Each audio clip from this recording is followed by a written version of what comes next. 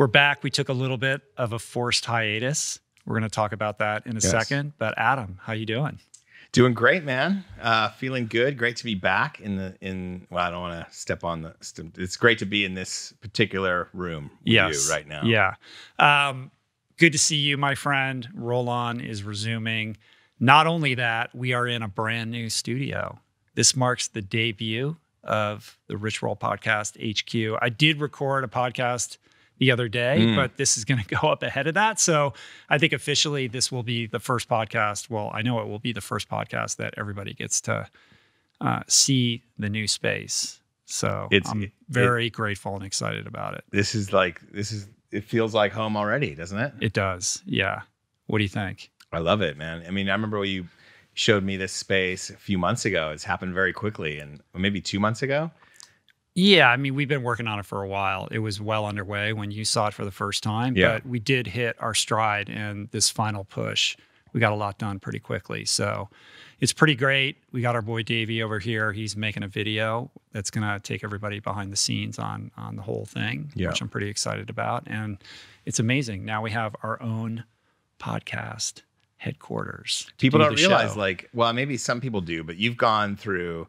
This is at least the fourth space that I know about that you've been functioning, and 5 if you count 2 spaces, or 6 if you count 3 spaces for a side show. I mean, originally it just moved wherever the guest was. I was sort of a traveling salesman with the thing for probably the vast majority of the history of this show. I mean, I would do them occasionally at my house, but more often than not, even when they were in Los Angeles, I would go to the person's house and set up there, which was kind of fun because you're in their environment, so they're already going to be more relaxed, and it's cool to go see how other people live, like the guests that you're gonna talk to. Yeah, you get an introduction into their space, which I think helps inform the conversation. And then when I would travel and go out of town, and I still do this, I have a travel case and I bring my stuff with me.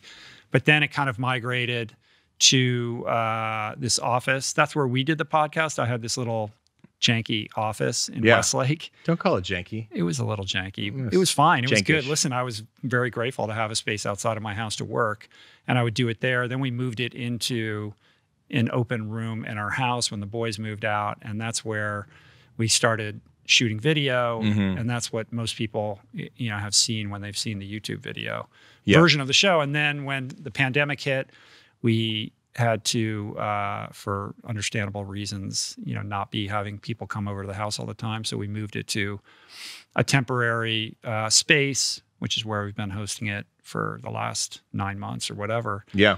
Meanwhile, while everyone's kind of sitting at home trying to figure out what's next, we kind of went bold and locked down this 2,000 square foot warehouse and began building it out. And here we are today. Into the, Rogan ditched town, so now you're the biggest podcaster in the West Valley. Listen, I think the lesson in it is I could have never envisioned or anticipated or dreamed that it would become a thing that would even be deserving of something like this.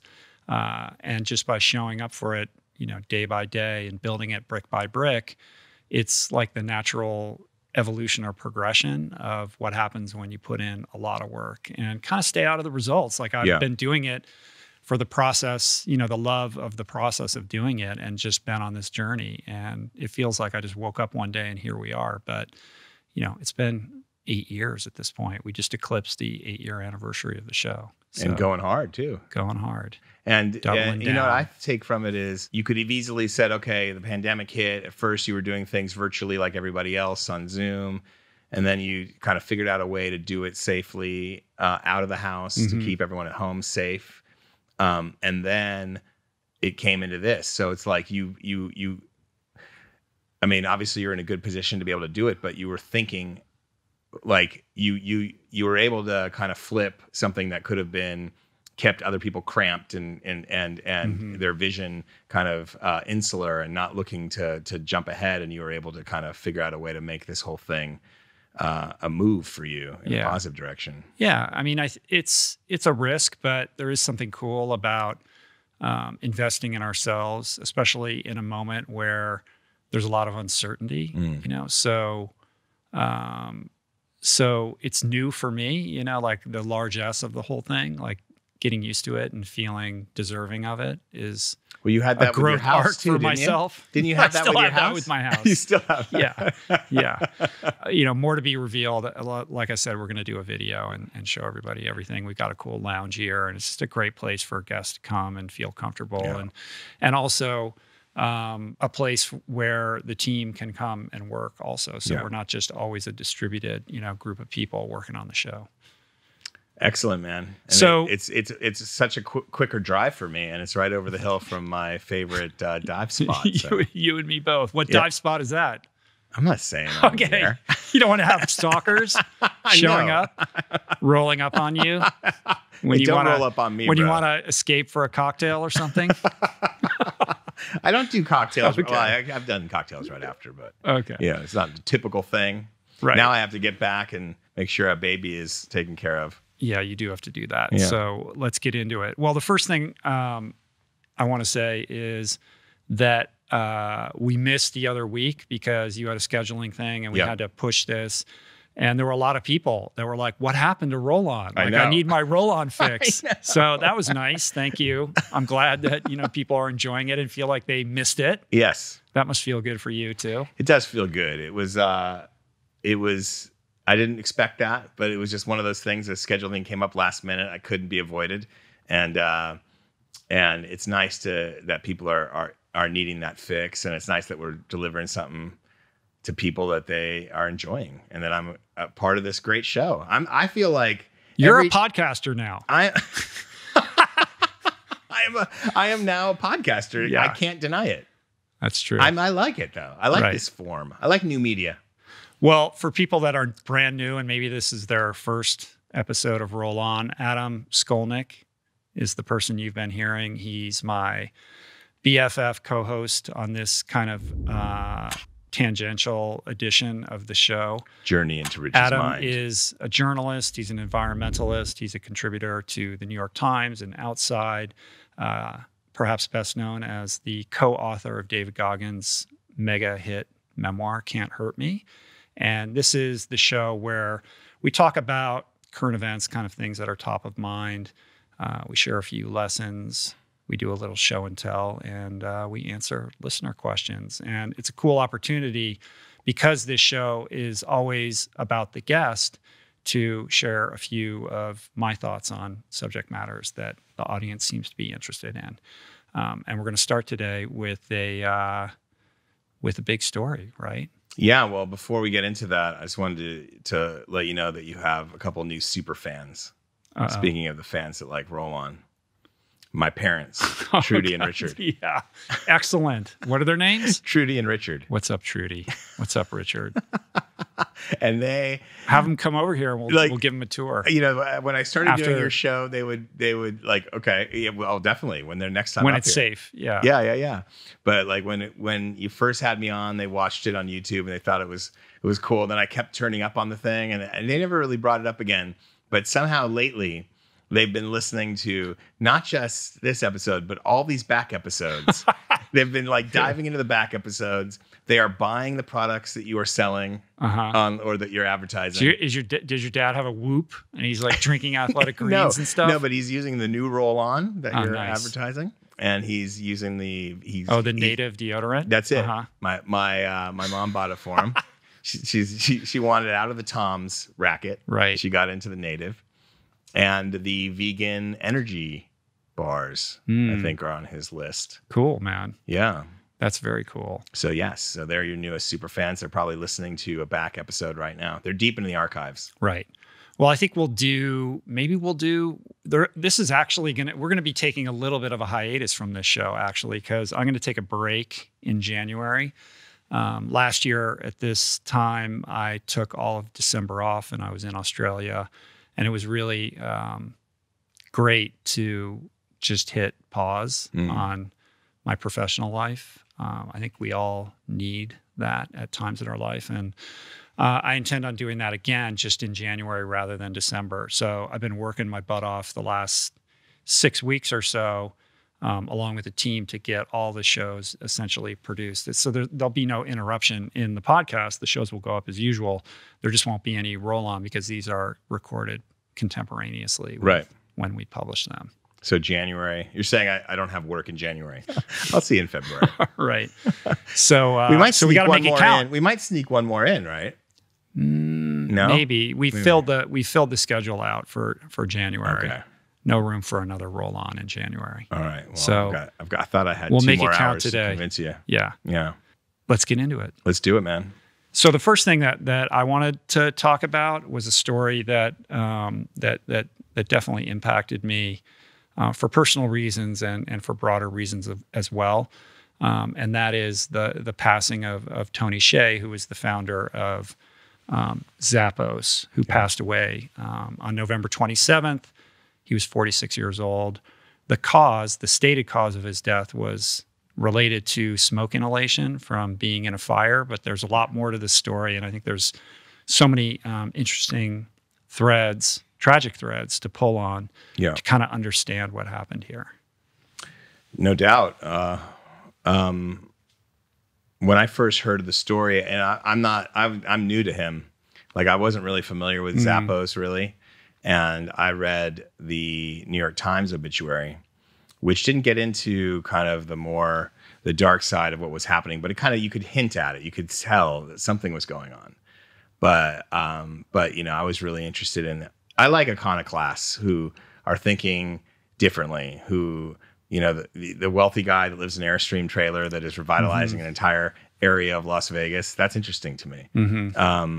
Someone who is interested in capping his salary, if not his entire compensation, who is interested in not having a corner office but wants to sit in the bullpen. Right. Like these kinds of things of how he ran his company. Interesting to me. So, you forwarded this Wall Street Journal story that goes deeper into him in ways that I had not read about. And I think that's what we wanted to get into that too, right? Yeah, of course. So the Wall Street Journal article is called "The Death of Zappos, Tony Hsieh, A Spiral of Alcohol, Drugs, and Extreme Behavior." But before we dive into that aspect of him, perhaps I can share a little bit of my personal experience. I only met him once and very briefly, so I can't say that I knew him in any meaningful way. But I will say that he was definitely a maverick and very beloved. When he passed away, the outpouring of love and support for this guy was unbelievable. On Twitter, it seemed like every single person that I follow had some story about their experience spending time with him. He was truly a remarkable person and obviously an extraordinary businessman who, in many ways, as an early pioneer in the e-commerce space, revolutionized that consumer experience by doubling down and really prioritizing the customer service aspect of what he was doing, which was essentially selling shoes. That's what Zappos is, by making all of their customers feel heard and respected and really, almost like they were part of like a thing, like a community or like a family. Like he would personally respond to customer service emails himself at like crazy. 2 a.m, right? And by, really making that like the focus of how this company did business, they were able to grow it into this massive thing. It seems like because he had that successful first company that he sold for $200-something million to Microsoft. It's almost like Zappos became his petri dish for how to run a company and how to be a business person in a new kind of way, right? Right. And like you said, he would sit out in the bullpen with everybody else, and he didn't have a corner office, and he was a guy who loved people, and for reasons that we're going to get into, like needed to be with people all the time. He didn't like executive row, like they called it that. He liked monkey. No. What they call it, monkey row, something like that. Is that what he called it? Yeah, something like that. He liked that better. So I first, when I met him, it was because I was invited to come to Zappos as part of a kind of curated weekend called the Downtown Project. My friend Amanda Slavin, who had a company called Catalyst Creative, would invite a group of people like a couple weekends a year, or I don't know, maybe she did it every couple months, to come and visit Zappos, but also get a taste of what Tony was doing in downtown Las Vegas, which was truly extraordinary. This is a guy who had his company headquartered in Henderson, which is kind of like a suburb of Las Vegas. He decided to move the company into a pretty decrepit part of Las Vegas, the downtown area that's well off the Strip, which was the original kind of city of Las Vegas that had fallen into a significant level of disrepair. And most of the buildings down there were abandoned. And he envisioned creating this campus, kind of like NYU, where Zappos would be integrated into the city amongst many buildings where people would walk, or ride bikes around in between them, with an effort of really revitalizing this part of the city. And he personally put $350 million of his own money into doing that.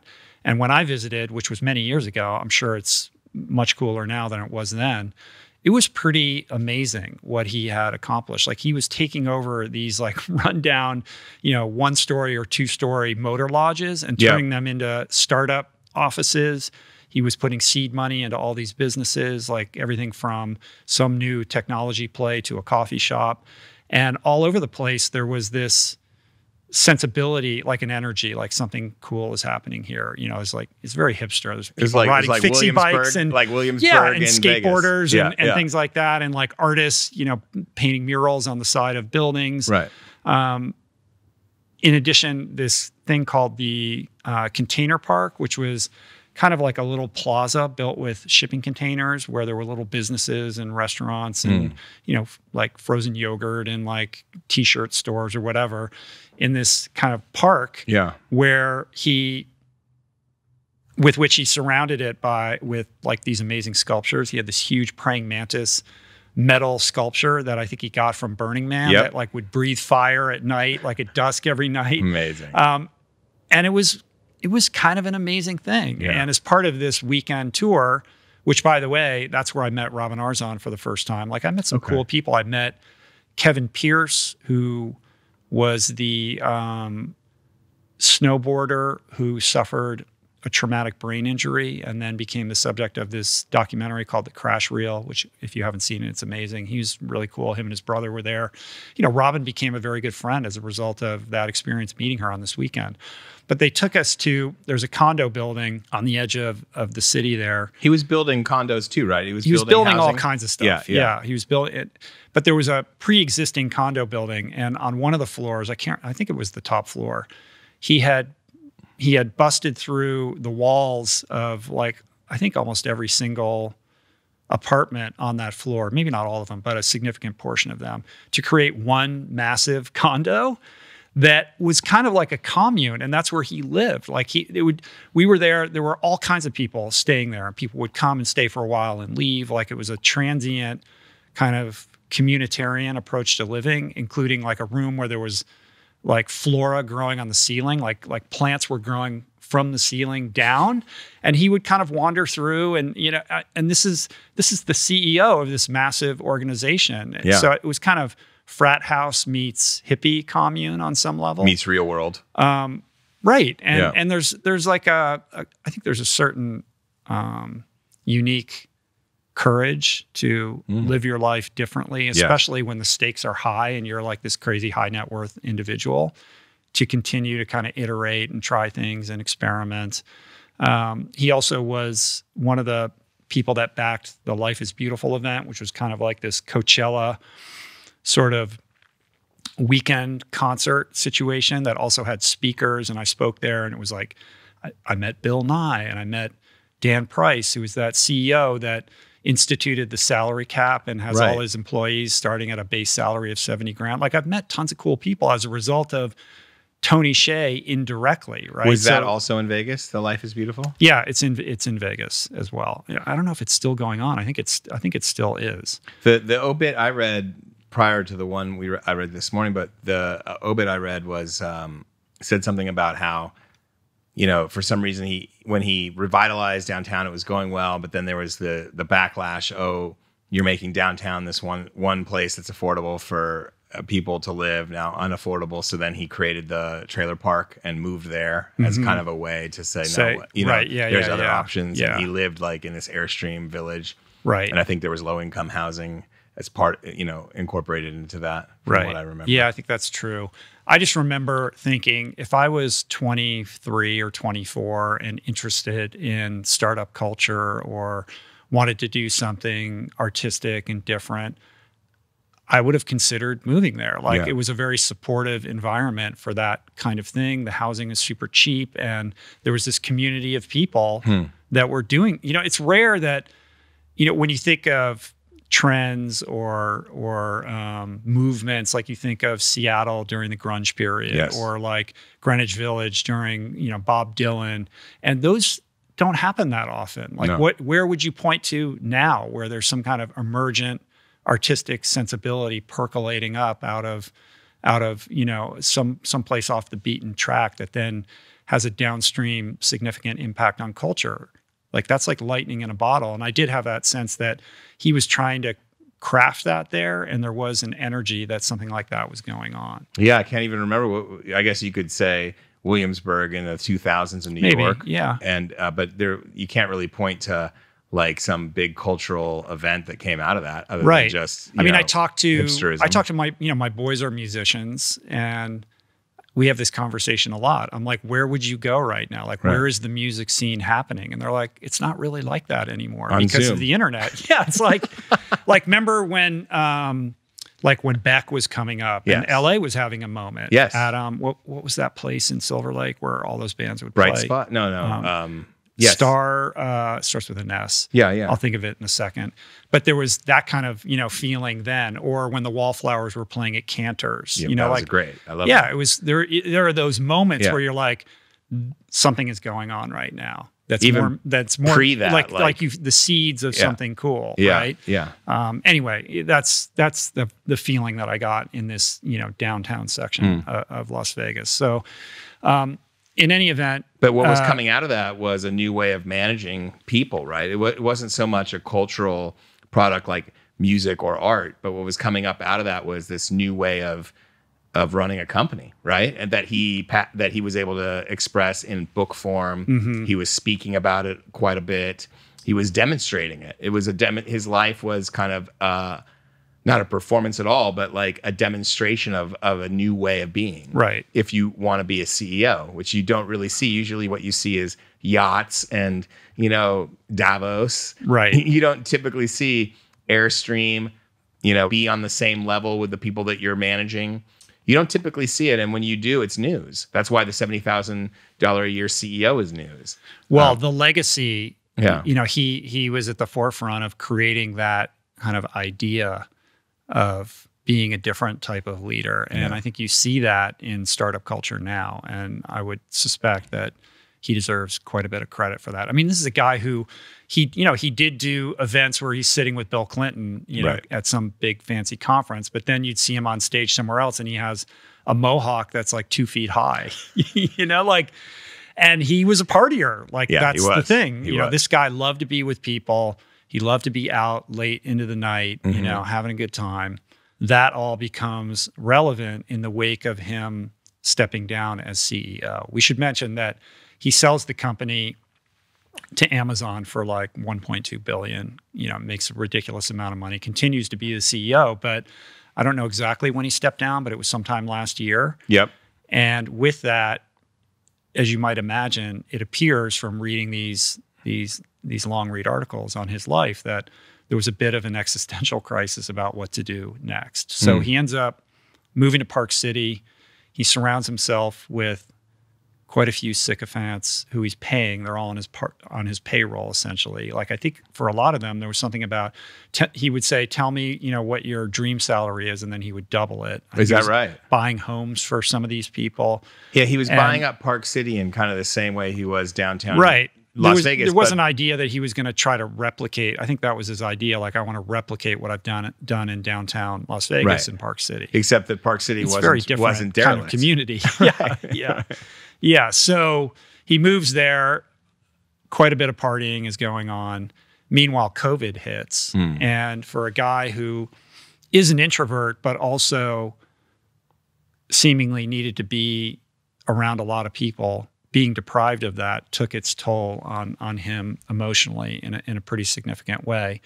And he starts doing all this weird stuff, like experimenting with all kinds of psychedelics and, really amping up his dosage of whatever he was taking and doing. They said that in the Wall Street Journal, also drinking more, right? Yeah, I guess. And then doing all this other weird sort of behavior that I guess you could shroud in soul searching or even biohacking, but I think is indicative of somebody who's in trouble, who's having a hard time and searching for answers outside of himself. He ends up dwindling down to like 100 pounds. He's doing these crazy fasts, and he's experimenting with oxygen deprivation, and that ultimately is just related to how he passes away. Yeah, and he's locking himself in sheds, and he's obsessed with candles, and he starts fires, and he's breathing in the smoke. Like that's part of the oxygen deprivation thing.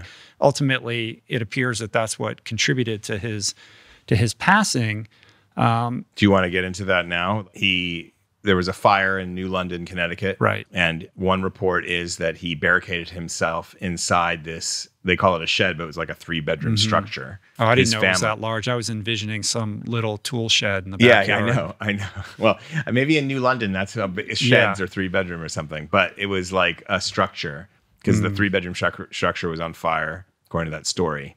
And then family couldn't get to him. And so originally the reporting was, it was just an accidental fire or whatever. But then one firefighter did report that the person had barricaded himself inside. That doesn't mean. But didn't he also tell his friends, like, check on me every 5 minutes? Yeah. So it's hard to say that there was any kind of suicidal ideation. Like it wasn't a result of that. But it was some sort of stunt of some kind. Yeah. Well, he was. I mean, among his experiments, he was like trying not to urinate. He was attempting to induce hypoxia. I think that's what that was all about. Okay. But, ultimately dies as a result of complications from that smoke inhalation a week later. Yeah, only 46 years old. Meanwhile, there was indications that he was in trouble. There's this letter that's been published where Jewel, who he was friends with, wrote him a letter basically saying, look, man, you're going down the wrong path here. Like, I'm worried about you, and you're surrounded by all these people who won't tell you the truth about how you're behaving. So it wasn't unnoticed, but he didn't have people in his immediate circle who could intervene and course correct him.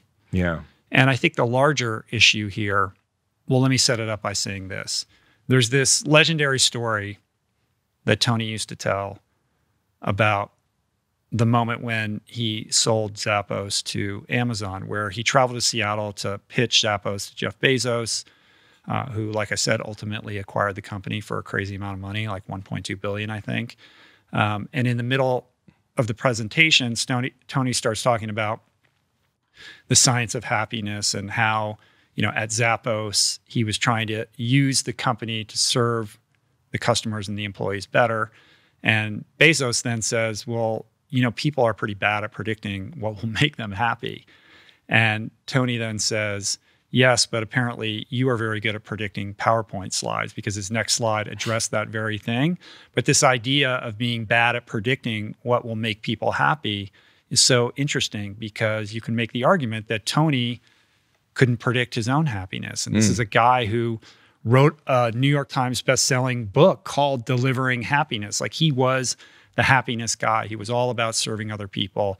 And he was an incredible example of that, because he was unbelievably giving in his own life. And yet the irony, the inescapable irony, of course, being that he was seeking out happiness that eluded him. Like, the guy who was all about happiness seemingly died an unhappy person. Does that surprise you? Does and it doesn't. I mean, you see it again and again. Like, there is this.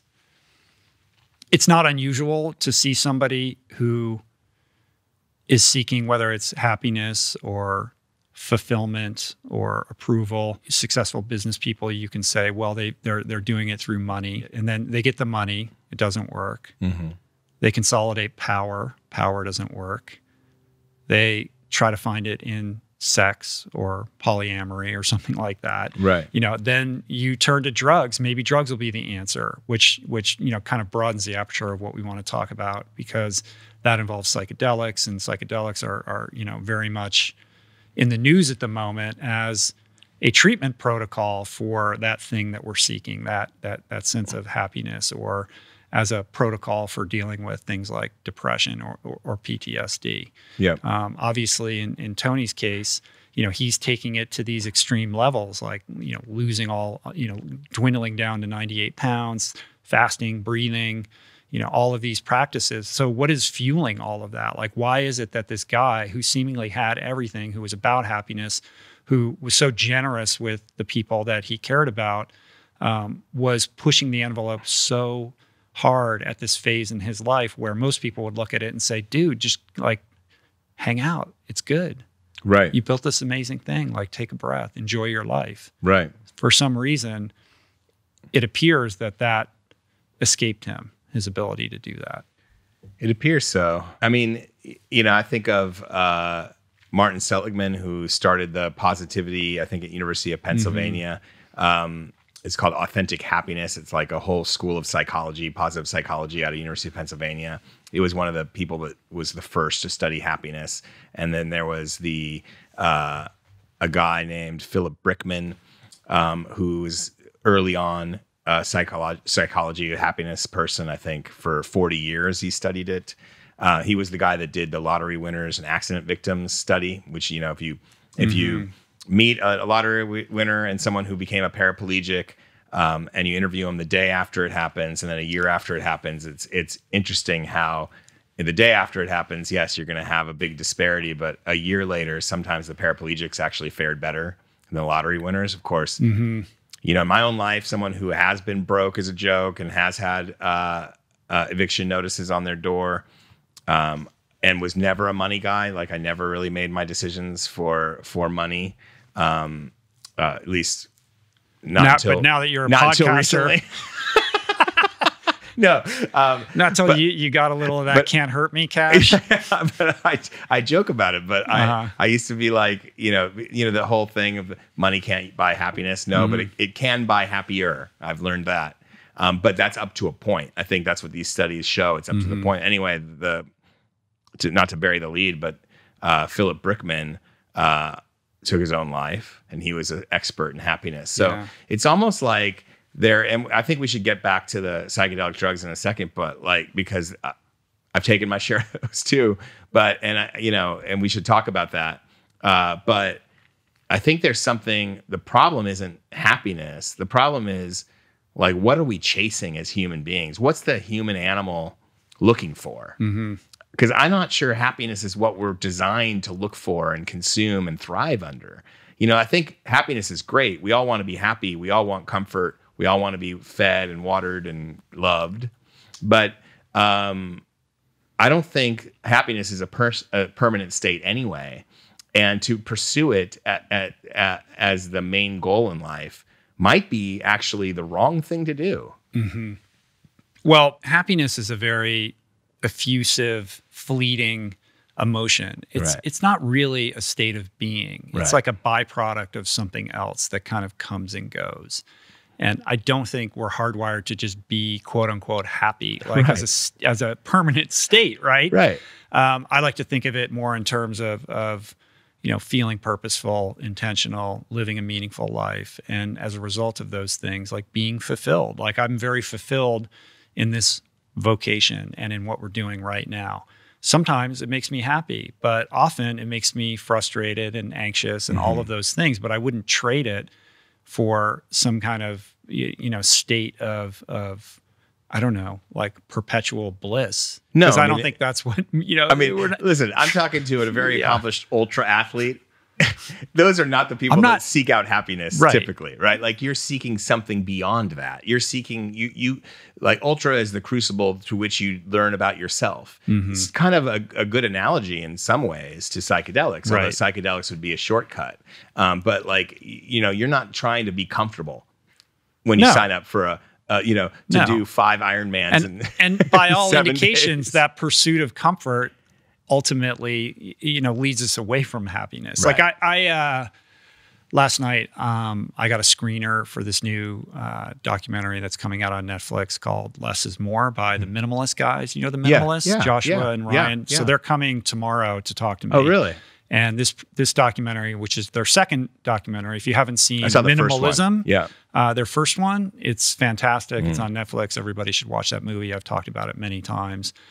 Directed by Matt D'Avella, who's gone on to become like this huge YouTuber. He's very talented, and they're just really good, cool people on a really important mission. So I'm watching this documentary last night, Less is More, which is all about what minimalism is and what it isn't. But essentially the message is about, where our consumerist ideology, which is really the foundation upon which this country is established, right. Leads us away from these things like happiness and fulfillment and living a life of purpose and meaning, et cetera. And essentially the things that are most valuable aren't things at all. This is, what Joshua says in the movie, but they're these intangible things. And they're the things that we don't spend enough time trying to cultivate in our lives, like community and, service and things like that. Those are the things that actually genetically we're hardwired to, that provide us with those emotions that we're seeking through the accumulation of material belongings. It's fulfillment, not happiness. Yeah. Those are two different things for sure. But which one is the I would pick fulfillment over happiness. Right. Like I don't even know how you pursue happiness. Well, you can. I mean, like there's this idea that I think the idea that Tony was trying to put out there was that there's a way to have a happier workforce, because what does happier workforce mean? It means employee retention. You keep the intelligence, industrial, whatever it is. But that happiness is a product of them being fulfilled in their role in the company, right? Because they feel empowered, they feel seen and heard, they're taken care of, they're respected. All of these things that, I guess fall under the umbrella of happiness in some respect. But how are we defining happiness, and what does that actually mean? It's a good question. It reminds me of it's like the intellectual version of what Guru Singh always talks about when he talks about food. People nourish their bodies based on the first inch of taste buds. Yeah. You know how he talks about that? Right. And it's like it's the same. It's kind of like the intellectual equivalent. Like, I'm unhappy today. Today I'm sad. And depression's a real thing. I'm not talking about depression, but we're talking about, like, can I be happier? The grass is always greener. And that's the kind of stuff you can get through by pursuing fulfillment over happiness. Because if you're always kind of, not every day, you don't wake up happy every day. Some days you don't even sleep well. How can you possibly wake up happy? I think that that's where you go wrong. Well, there's also a conversation to be had about the pursuit of those states externally versus internally. Like you can cultivate an environment that's more conducive to those types of emotions, and that's certainly what Tony was about with his Zappos Corporation. Yeah. But ultimately, it's also, and fundamentally, mostly, it's about your relationship with yourself, right? So you can be in a great job, but if you're disconnected from who you are, or you're in the wrong career path, or you don't understand how to have functional relationships with other people, or you have unresolved childhood trauma, or all of these things contribute to that, right? And if you're blind to that and instead focused on the big screen TV or the next thing that you're going to buy, or the job promotion or the car lease, then you're losing the opportunity to really wrestle with what it is that fundamentally is going to lead you towards a path of greater fulfillment and, as a byproduct, happiness. Yeah. I think it's interesting. I think it's important to say that we're not kind of trying to get in his head and claim this is how he was. And I'm not. This is all coming from an article that we read. Right. And I'm not vilifying this guy in any way. I'm celebrating his life. No, you are. But I'm looking at his passing as an opportunity to, do a case study on, the trajectory of a very successful life, what may have gone wrong, and what we can learn from that for ourselves. And the reason that we are surmising that it has gone wrong, or that things weren't going well, I mean, his own family in that Wall Street Journal story is said to have been planning an intervention for him. So I think, and certainly if you read Jules' letter, it's pretty clear that he wasn't in a good place. Yeah. I think we should unpack a little bit about the psychedelics, because I know that there's kind of overlap there with kind kind of some stuff that you talk about in guests even. And so what are your thoughts on that? Because I know that it seemed, according to that one story, that he was increasing his intake and ecstasy, and I think, was it mushrooms or something like that? Yeah, I think there was some psilocybin. I don't know if there was ayahuasca or DMT. I mean, he was a big Burning Man guy, so I wouldn't be surprised. I'm sure he's had plenty of psychedelic experiences in his path, and maybe those were spiritual breakthroughs for him that contributed to this culture that he created at Zappos. So I'm not demonizing any of this, but I do think it's important to at least take a moment to pause on this notion of psychedelia for a moment, because we're in a cultural moment right now where there is this convergence of that particular genus of drug culture with the wellness movement. Like those two circles are starting to overlap and to create a Venn diagram. And I think we need to appreciate just how incredibly powerful these mind-altering substances are, and that their use, specifically their routine use, is not without ramifications or consequences. You know, despite the fact that there is some incredible research coming out that's been widely reported regarding the therapeutic application of these substances, which I don't dispute and I do celebrate. When you see work coming out of Johns Hopkins that psilocybin can help ameliorate depression or PTSD, right, and these other therapeutic applications that are starting to emerge from the scientific community, these are good things. Like I'm celebrating that, but I also think that there's a difference between that and the kind of, you know, what happens is you see that, and then for some reason that creates a permissive attitude around these substances, and it trickles down into what does become routine or overly routine use with people, right? So, you know, if you look at, Tim Ferriss talks about this all the time on his podcast. I think he's helped fund some of those studies coming out of Johns Hopkins. Oh, really? If you read Michael that's a feedback book, loop. Well, I mean, I think it's of personal interest to him. Right. You know, I think that he's very emotionally engaged with that whole thing, and I think that's a good thing. And you know, he talks about it all the time. And then there's Michael Pollan's book, How to Change Your Mind. You know, and I think there's a lot that can be learned from. You know, he subjected himself to all of these different drugs and reported on it and did a deep dive into the science. So again, I'm not raising this in any disparaging way whatsoever. I celebrate all of this, but I do think it should be said, in my opinion, that there is an epidemic right now of very unhappy people, a lot of people who are in considerable pain. And although some, or perhaps even many of these people may be good candidates for that kind of chemical therapy, there are too many people out there who are casually and irresponsibly looking to these substances for answers, for the answers that elude them, in this effort to kind of, you know, shortcut the path to greater self-actualization or happiness, or, you know, at the end of that spectrum, enlightenment or sobriety. You know? I've heard of people like actually going and get ayahuasca treatment in Mexico to stop taking opioids. I know somebody who did that. And I do too. And I know people who have done that, and it's been successful for them. Yeah. So again, I'm not robbing those people of those experiences. I'm validating that. But that's different from, I'm going to do ayahuasca every weekend, or we're going to take mushrooms all the time because I'm unhappy and this is my solution. It's more complicated than that. And if ayahuasca was so effective, then there'd be a lot of enlightened people walking around right now. Now, some of those people are better people as a result of those experiences. Again, I fully acknowledge that.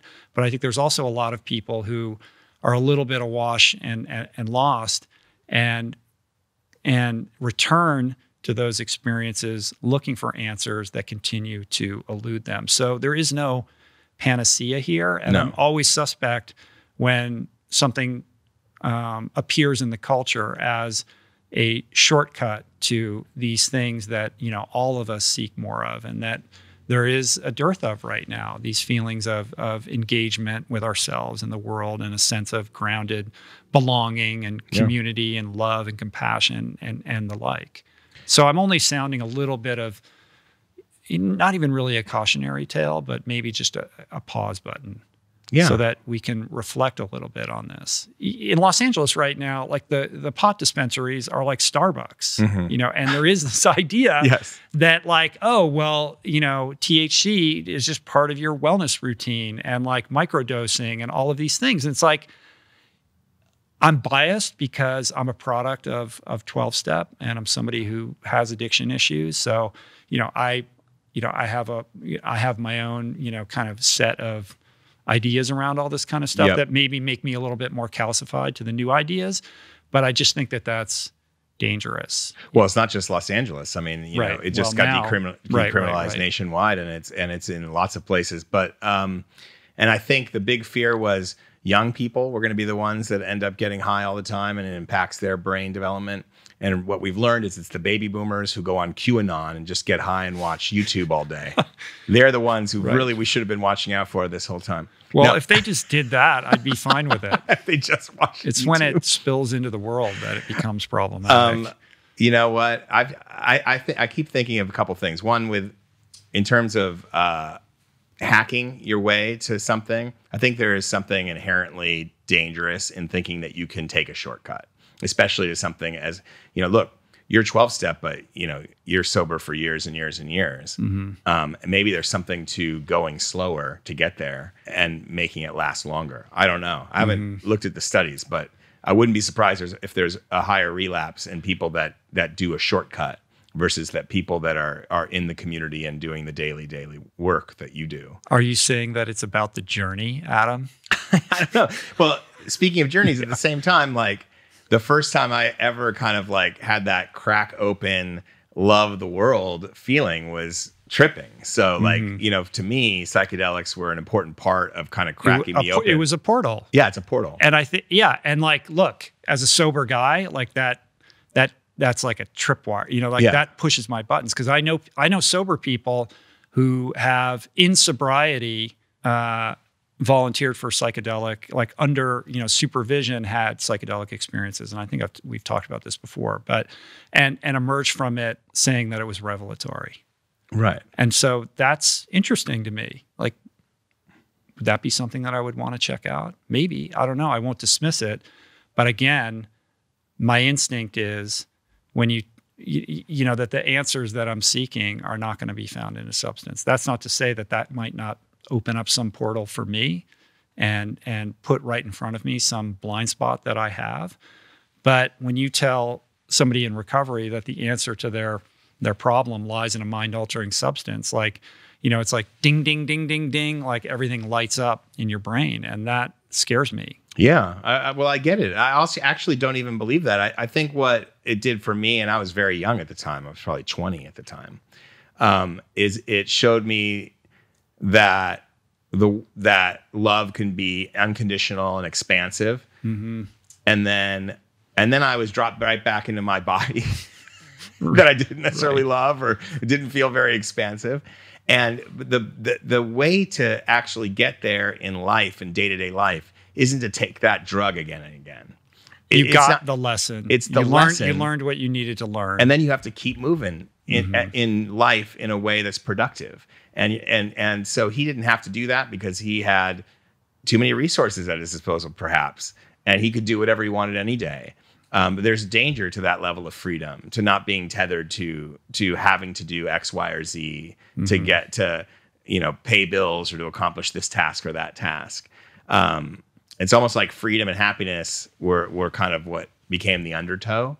And I wanted to touch on escapism because I think that came up in a couple of the stories. He was into escapism, and I'm not against escapism because, like, if you look at the way the world is and the way people treat each other, and, you know, who would not want to escape from that every once in a while? Like, we escape in it in our different ways, you know, whether it's a trail run or a free dive session or an open water swim. That's what it is. I mean, that's to me what it is. And I'm totally down with that. Like, I think you'd be crazy not to want to check out for a little bit and try to reconnect in something that's bigger than the bullshit that we see every day.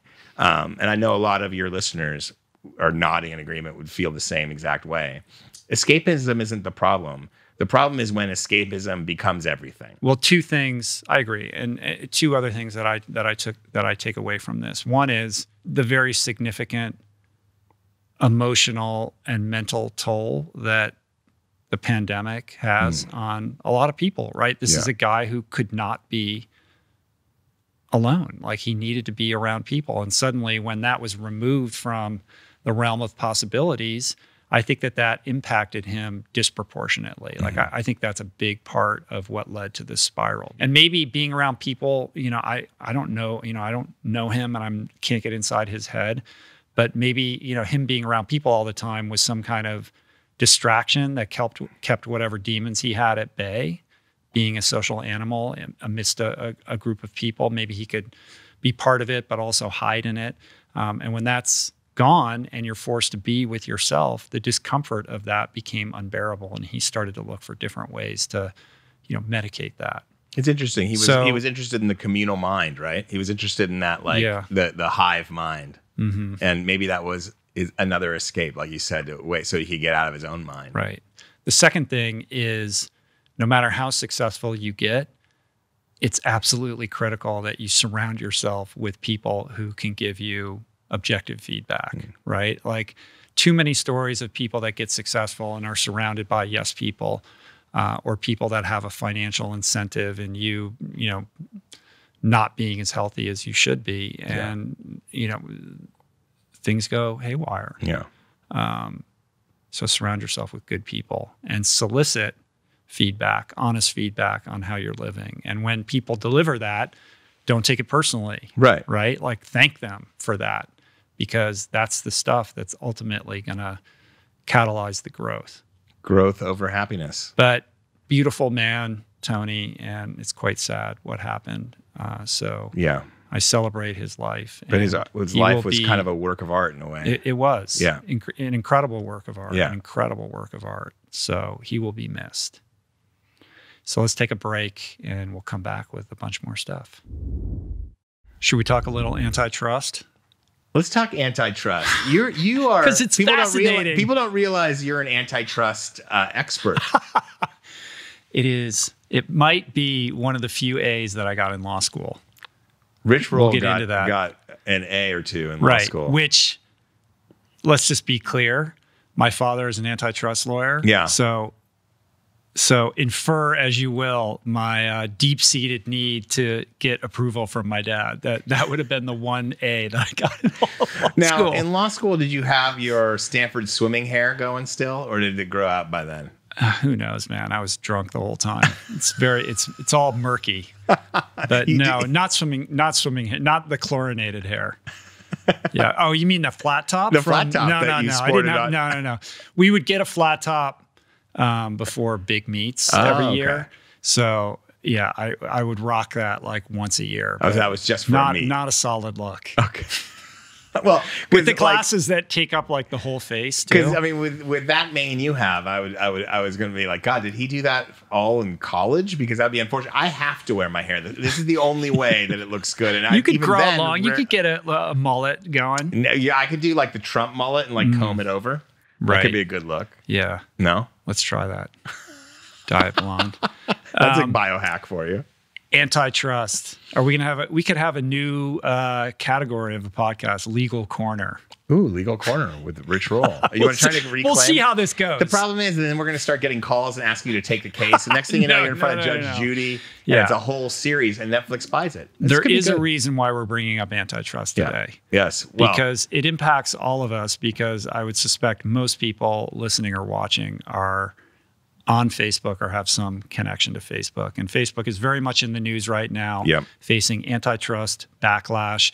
The U.S. government and 48 states have sued Facebook for illegally crushing competitors and demanding the company to undo its acquisitions of WhatsApp and Instagram. And I think it's worth talking about for a couple of reasons, because it does affect all of us so deeply. And I think it raises interesting questions about the power of these massive platforms and the control to which they exert over our lives, which obviously is a subject you and I have talked about before with the Social Dilemma documentary, and also talking about Feels Good Man. Yeah.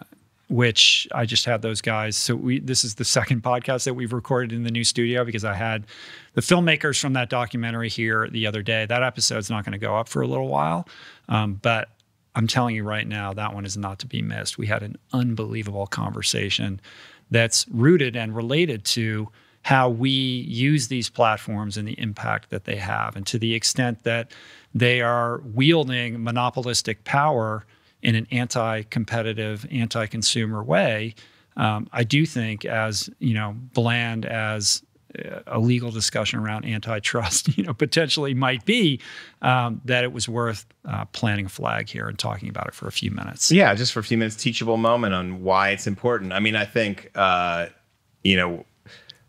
one thing that comes to mind for me is like if you're going to have a brain that you carry around with you in your hand, it would be better if it wasn't just a few dominant companies that are controlling most of what you're getting and seeing and accessing, because that starts to play on you. I think that's what you were talking about with the guys. And so the idea is kind of, from what my understanding is, and correct me if I'm wrong, that the government, Facebook acquired Instagram and WhatsApp in 2012 for WhatsApp, 2014 for Instagram. And in some reports, they're saying the government signed off on those acquisitions. Kara Swisher says that they just didn't intervene and they allowed them to go forward. And now with more data and better understanding of how that has transformed the innovation in social media or lack thereof, the government is now saying that they acquired them in order to crush competition in that space. And because of that, that's illegal. That's my interpretation of it. Is that correct? Yeah. Well, the federal argument and state argument is that these organizations, particularly in this case, Facebook, because that's what these specific lawsuits are about. The Google stuff's a little bit different, but in the Facebook context, the argument is that Facebook is trying to reduce competition by purchasing rivals in an explicit violation of the antitrust laws. Essentially, when another platform or a new technological advancement, comes up before or when it looks like it's an emerging threat to Facebook's business, they are faced with the decision of either crushing it or acquiring it. And in the case of WhatsApp and Instagram, they acquired these companies, they consolidated their power. And that has a downstream impact of reducing competition in the marketplace at large. Facebook's argument is that, as you said, the government signed off on these acquisitions. 2012 was WhatsApp, 2014, Instagram. They went through the whole process. Like when you're a large company and you're acquiring another company, the FTC and the Justice Department have to get involved. Like as a lawyer, I've been involved in these situations. Like you have to produce a tremendous amount of documents. It's called a second request that the FTC does, where they look over everything and they have to do an analysis. Like, is this going to have an anti-competitive impact on the marketplace, or what is the impact on the consumer? So this gets run through their system. And in the case of Facebook, Kara Swisher said they allowed it to happen, but I'm sure, if you were to talk to one of the FTC lawyers, that they did look at this stuff pretty intently, signed off on it. So Facebook's saying that a do-over is unfair. And second to that, their other argument is that Facebook actually made Instagram and WhatsApp better than they could have been on their own. If you listen to Kara and Scott Galloway in their podcast, Pivot, they talk about this at length. And Scott, who's a professor of business at NYU and just has an amazing mind for these kinds of things, he's basically like, I don't think that that's true. I think that, if you look at WhatsApp, for example, what would WhatsApp have been had it been independent, particularly in a pandemic? Maybe they would have gotten into video. Maybe they would have innovated in different ways. Maybe they would have acquired some other company. Maybe WhatsApp and Zoom would have merged or something.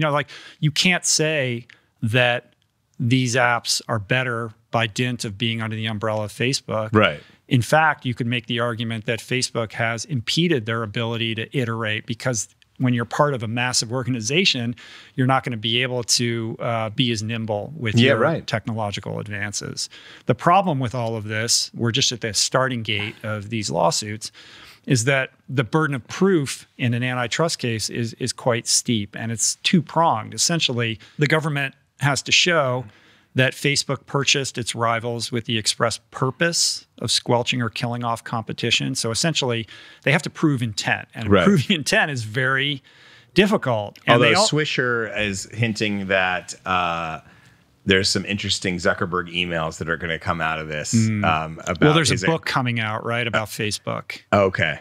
And she's hinting at like some emails where he's basically hinting at, I want, we got to crush Instagram or crush WhatsApp or some stuff like that. I've heard that. I mean, I think those emails have been like, like that they acknowledge that intent. Okay. Right. But then, they'll deploy a battery of defense lawyers that say that's taken out of context or what have you. I'm pretty sure they're going to have some good lawyers. Yeah. Facebook is not going to go quietly into the night on this. No. They have too much to lose. They're going to fight this tooth and nail for sure. I mean, the second prong of this burden of proof is that the government has to show that the consumers in the market would have been better off without the merger. And that's hard. That's a tough row to hoe. And my favorite part, there's a couple New York Times articles on this that we'll link up in the show notes, but there was one where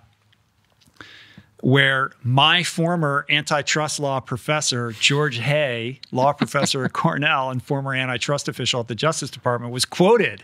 So I felt so good about that. He basically said, it should be assumed that Facebook will seek to obtain all the internal work product that lay behind the original decisions, that the acquisitions did not pose a competitive problem. Right. Right. So this is just beginning, but I think it's going to be fascinating. It's going to be years, to watch, right? Yeah, it's going to take years. But to watch this, the battle lines are being drawn. And if I was a law student right now or a young lawyer looking to be in the middle of the action, I think being at the FTC or the Justice Department right now would be an amazing place to be, because I think antitrust activity is going to explode with growing political will to really look at these gigantic companies and the deleterious impact of the power that they wield over the market and the consumers. What do you think if Facebook is now, what do you see as some future kind of terrain that antitrust lawyers might look at? Well, honestly, I think that you do need to decouple WhatsApp and Instagram from Facebook. I think 100% that consumers would be better off, and Facebook needs to be right-sized with that.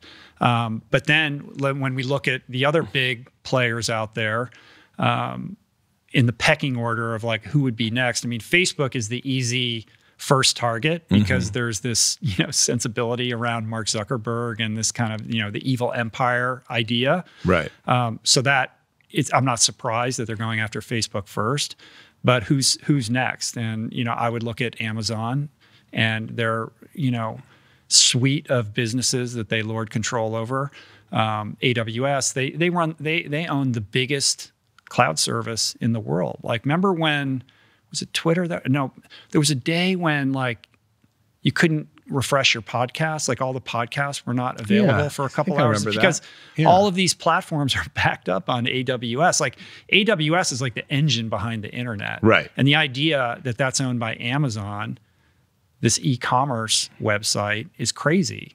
If you're smart, you would prophylactically decouple some of these businesses from your core enterprise as a defense measure against the government going after you. And that's something that Kara and Scott Galloway were talking about with respect to Google. Scott was saying that, if you look at Google, all right, should YouTube be part of Google? Like, certainly those are businesses that should be separated, but Google's not going to voluntarily cut ties with YouTube and spin it off.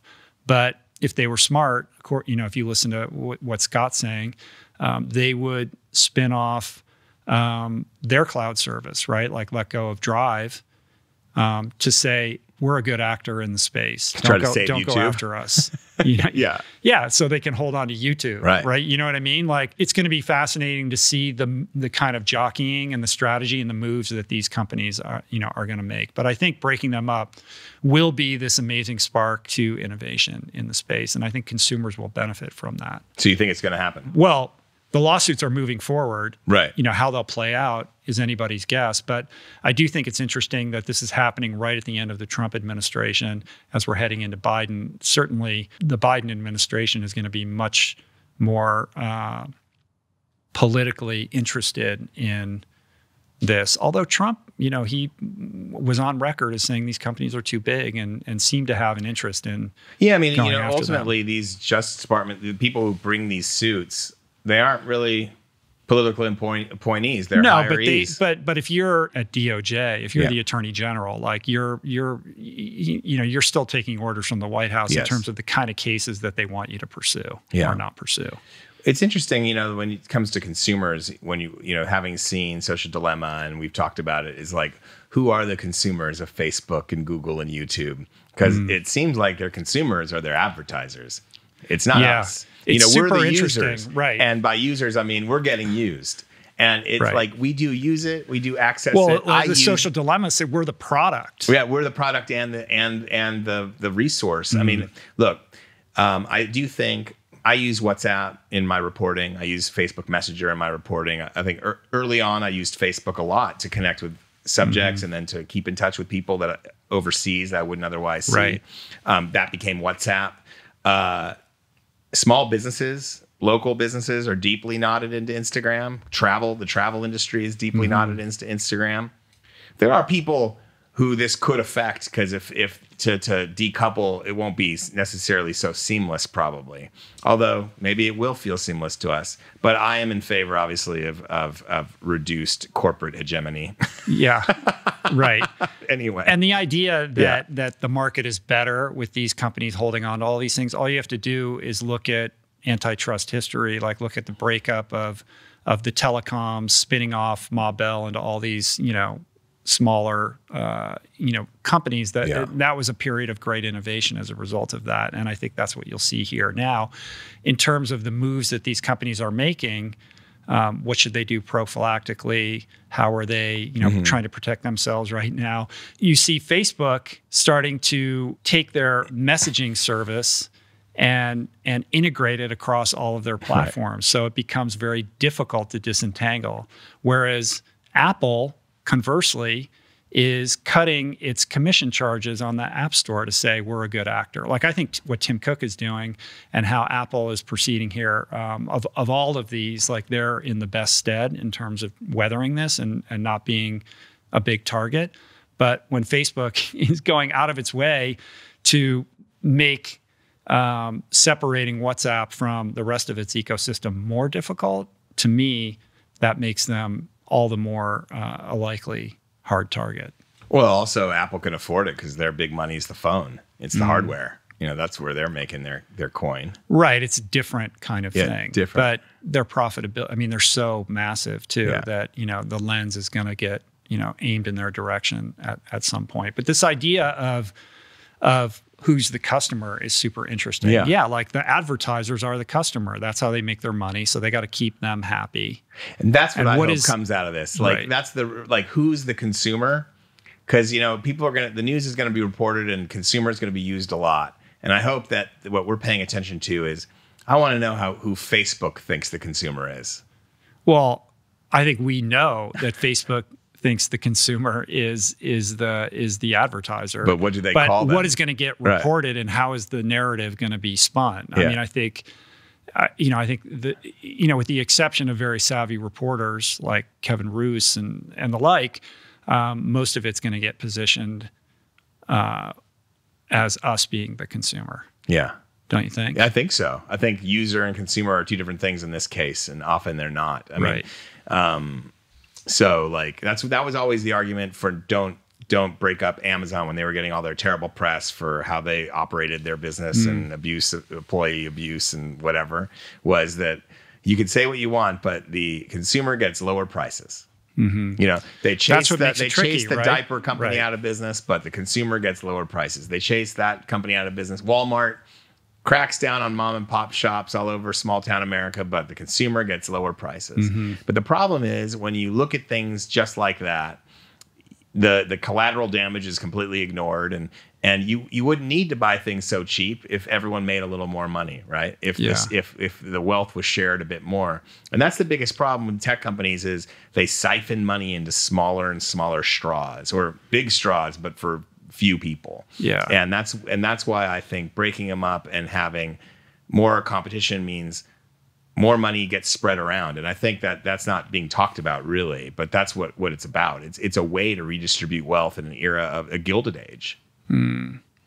Yeah, I mean, Facebook's argument is there is a robust market when it comes to social networks, and there is a lot of competition when you look at TikTok and Snap and things like that. But is there really?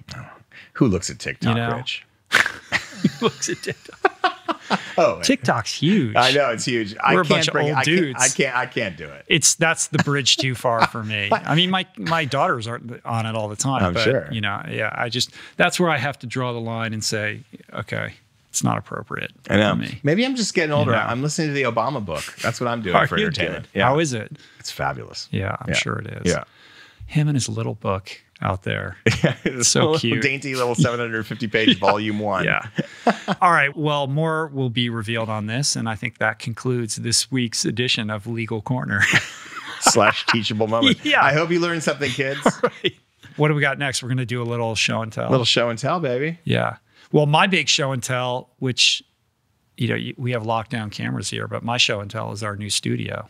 It's fabulous. So check us out. If you're listening on Apple Podcasts or Spotify, go to YouTube and see what the new studio looks like. I mean, we maintain the same aesthetic from the temporary place, but we've dialed it up a notch. Yeah, I'm getting a pedicure right now. You are? Yeah, that's right. It's socially I'm distanced telling you, pedicure. it is next level. Some next level stuff's going on. But you got a couple things you want to talk about, right? Well, I just wanted to, because I wanted to say hi to the guys that made Feels Good Man, because just to reiterate, I love that movie. I think it's one of the best documentaries I've seen in years. I highly recommend everyone to see it. And I love Matt Fury and his ill-fated quest to try to reclaim his froggy. Pepe the Frog. Right. Pee-Pee the Frog? Pepe the Frog. Pepe. But so my wife and I loved it so much, we went out and bought his children's book, The Night Riders, which is his second attempt, I think, at reclaiming Pepe, but in a different way, because he loves drawing frogs. Well, it's a different frog. It's a different frog. They say in the movie it's unrelated to Pepe. It looks kind of a little like him. Right. But, I mean, the guy's been drawing frogs since he was a kid. Right. So he's going to draw them, and the artwork in here is spectacular. I mean, it's like an art gallery as a children's book, and it's so weird. And there's no words in it, right? No. Yeah. It's like incredible. That mushroom frame was in the movie. Yeah. Yeah. Okay, well, I'll get something that wasn't in the movie. Oh, look at how he eats a moth. Right. It is artistic? beautiful. He is quite the artist, and it was a bummer that you couldn't be here when Giorgio and Arthur were here, because they were amazing. And I watched Feels Good Man a second time to get ready to talk to those guys, and it was better the second time. I bet. I mean, I'm telling you, this movie is unbelievable, and it's so shocking to me that everybody isn't talking about this movie constantly. It should be nominated for an Oscar. That's how hopefully, good it is. if there's justice in the world, and maybe this is a subject for a future Legal Corner. If there was justice, spoiler alert, there isn't. Yeah, right. They will get an Oscar nomination. But what's interesting about this movie is that despite premiering at Sundance and winning these guys an Emerging Filmmaker Award at that lauded festival, struggled to find a distributor. And so although it's available on a variety of platforms online, Apple TV, Apple Plus, is it Apple TV? Apple Plus, what do you call it? It's Apple there. Plus. They ask that people watch it there because Amazon takes a big cut if they watch it there. It's available VOD, but there is a visibility problem. Like it's suffering from discoverability, I think. And so I just want to shout from the mountaintops that I think everybody should see this movie, because I just thought it was phenomenal. And everybody that I've turned on to the movie Absolutely loves it. Davey's here. He was like watching it the other night, texting me like, this is unbelievable. It's insane. It is insane. I was like oohing and ahhing and like feeling the feelings I was getting similar to I got in Blackfish, which is another great documentary that exposed something that I wasn't aware of. But this is artistically a whole nother level. Artistically phenomenal, and also so relevant to our everyday lives. Like you watch Blackfish and it alerts you. It's an incredible movie. It alerts you to, a wrong in the world, but it doesn't necessarily, impact you when you open up your computer screen every day. Right. Well, that's a perfect example. So Blackfish alerts you to a wrong in the world. It's very captivating in its own way. Then you have like the R. Crumb movie, which alerts you to weirdness and art in the world in a very disturbing way. And you wrap those things two together and the artistic value of this. I mean, I think the animation, this just is all those things wrapped up in one. That's why it's so great. So and I was delighted that they were the first. I love you, Adam, but I was delighted they were the first guests in the new podcast studio. And they brought me an incredible gift, which was a print from Boys Club of the actual page where you see the 4 panes or whatever it is culminating in the Feels Good Man the page quote bubble. You're saying it's the page that Matt wishes he never wrote. I'm sure, that's the one you have. And it's in like this glow in the dark like color scheme. It's like 3 by 2.5, like just a beautiful print. And what a incredible like artifact of culture, right? So they actually were going up to see Matt over the weekend and they were going to get it signed for me, which I will proudly be hanging in this studio. So I appreciated that. Hell yeah. It's very cool. Phenomenal. But that book I want to get, in the movie, they talk about the book and I can't remember, was it the publisher or somebody in publishing was commenting on the Night Riders and talking about how it's very much in the vein of Where the Wild Things Are. And on that level artistically, it's a pretty cool book. But it doesn't have the words. It doesn't have like the neat and tidy story for kids. It's like you can kind of see it's not necessarily for kids it's for bigger kids. Did you buy it online? Yeah. On Amazon? I'm not at liberty to say, Rich. We will figure out where the best place to buy that is and link it up in the show notes. Because if you're listening and you have very young children, I think it would be a really cool holiday gift. I hear they sell it on Amazon. You heard. I've heard that. Right. But I'm not going to quote you on that. We're not getting into my past purchases on the show right now. But I did make a past purchase. Rob Bell's writing class. Yes. Friend of the I want show. to hear all about this. You were going to tell me about this earlier, and I said, don't tell me. I want to just hear it fresh on the pod. Friend of the show, Rob Bell. Right. Very good friend of the show and good friend in person. Also, of both of us. Yes. I can't wait till we can see guest. persons again. Yeah. And beautiful human being. Great human being. Incredibly gifted writer and speaker.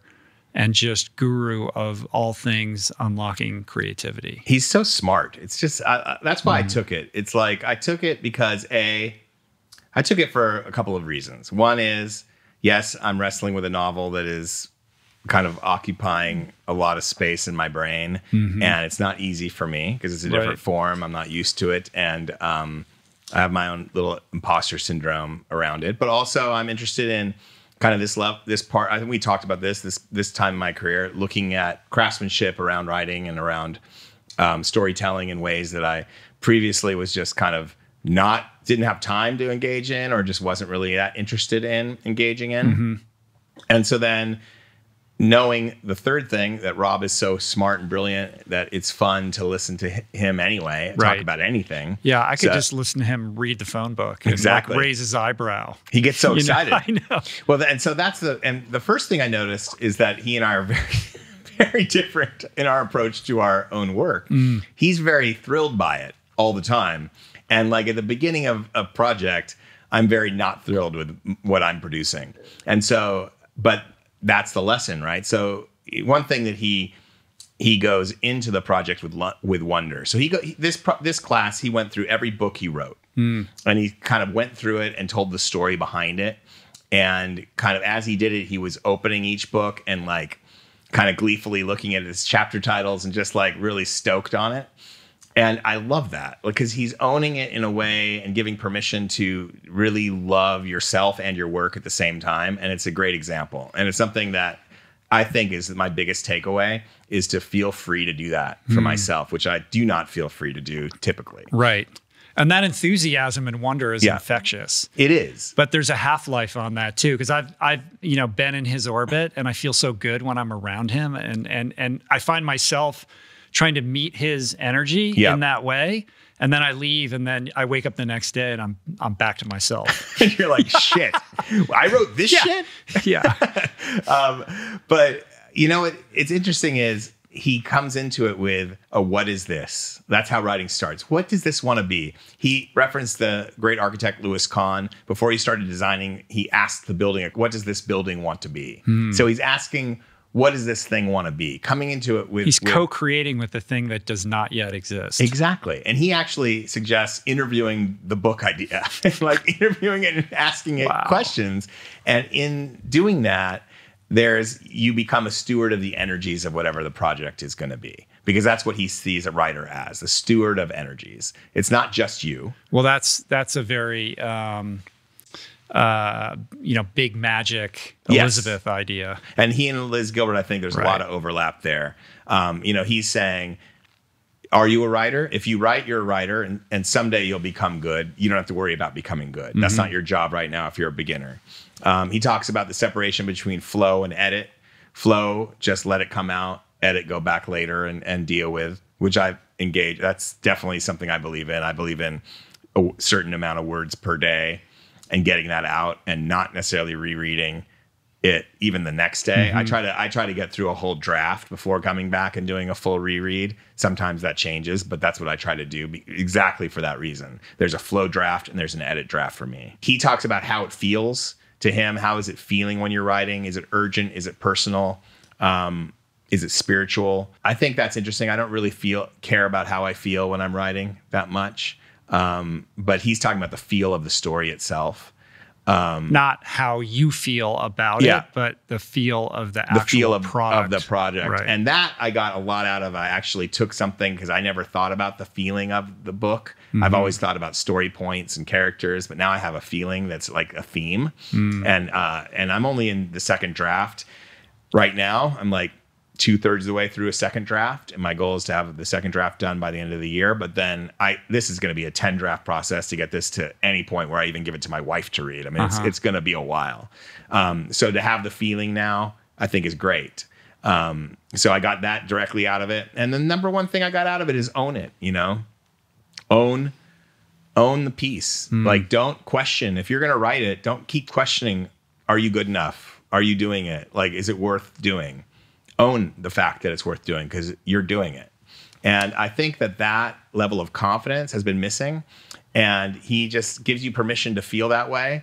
And so I think overall, did I get a lot structurally out of it? Not necessarily. I mean, I don't write memoir.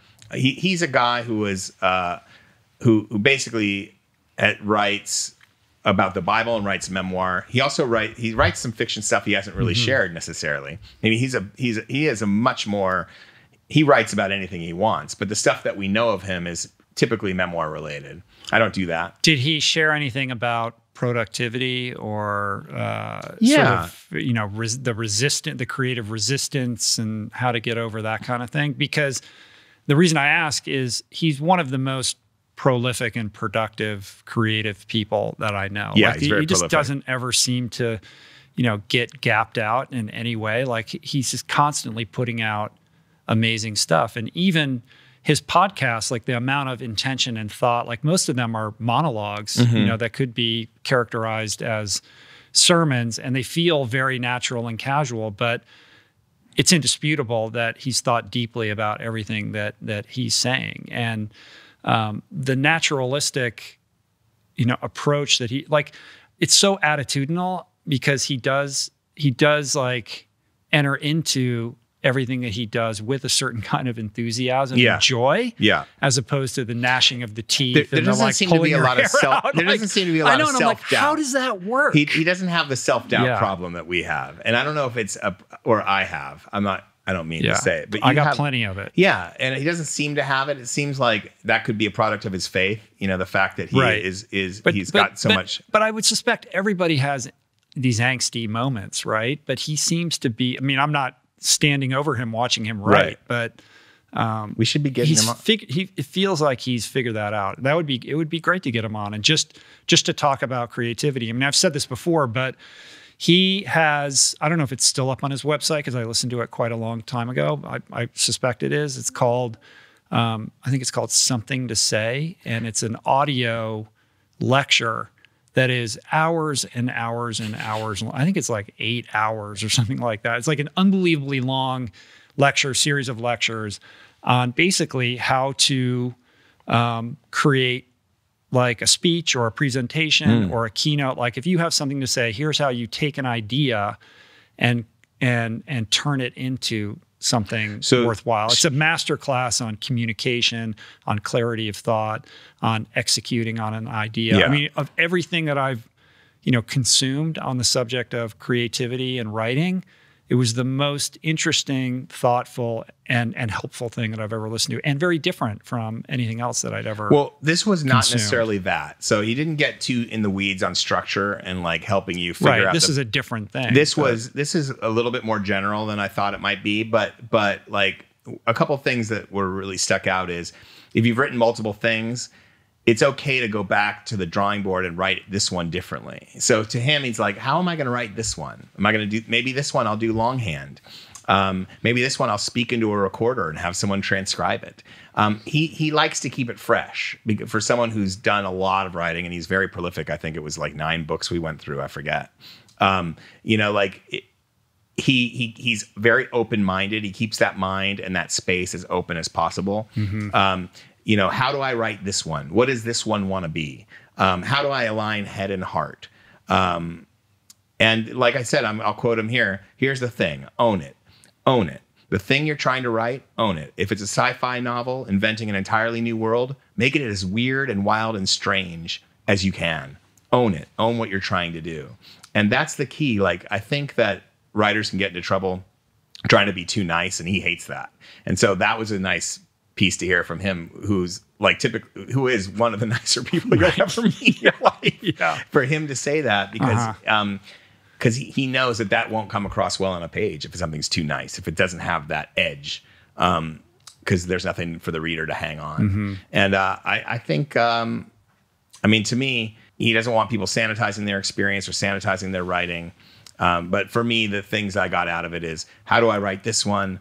What is the feeling of this piece?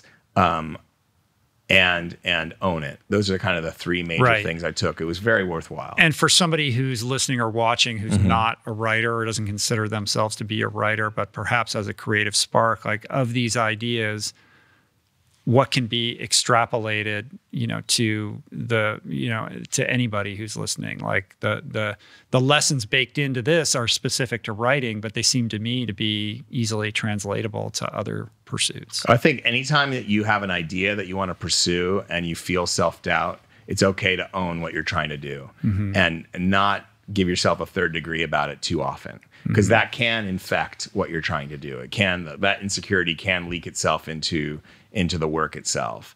Doesn't always, but it can.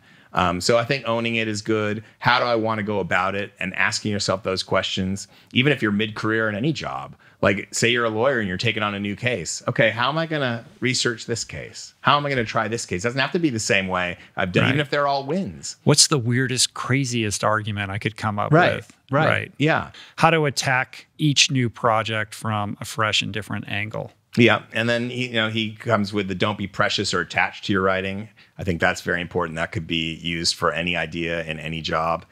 Don't be precious or attached to your ideas. But he has something that's interesting. He has a bits file, stuff that doesn't fit into the cuts he's made that he wants to keep. And then he puts it into a bits file, and he's used that. He gave a couple examples of using it ends in up later in another books. Book. Yeah, right. And I've never done that. I always just move on completely and start again from from scratch. So that's interesting. It's been years since I listened to that Something to Say, but I seem to recollect that one of the practices that he talks about is just being more observant in your daily life, because if you're paying attention, there's weird stuff going on all over the place, and making a habit of like writing one of those things down every day, or like making a list of those things. And the more that you do that, the more engaged you are with the world and your environment. And the more you pay attention, the more that kind of, fuels a creative spark. I love it. That just reminded me. Maybe I just completely imagined that, but that just reminded me of that movie Adaptation, where I just watched it a couple weeks ago with the boys. They had never seen it, and I was like, how can you be cinematically literate and not have seen this movie? This is the greatest. It's the greatest adaptation. It's easily in my top 10 movies of all time. But I was just flashed on that moment where Nick Cage stands up in Robert McKee's story class. Robert McKee is like, you probably have heard of him. He's on Twitter, but he kind of burst legendary on the scene. Screenwriting teacher, wrote story. Script doctor, he wrote story, which is amazing. Mm-hmm. And he's like the mentor of the script doctors, right? Right. And Nick Cage raised his hand in this, he plays Charlie Kaufman, very like mousy guy, and he's like, I'm writing a story and it's about nothing. And because nothing happens in life, so I want nothing to happen in this movie. And Robert McKee just goes on this. Who plays Robert McKee? He's a great actor. Brian. What's his name? I can't believe I'm blanking on it right now. Legendary. Brian Cox. Brian Cox from Succession. And just launches. Yeah.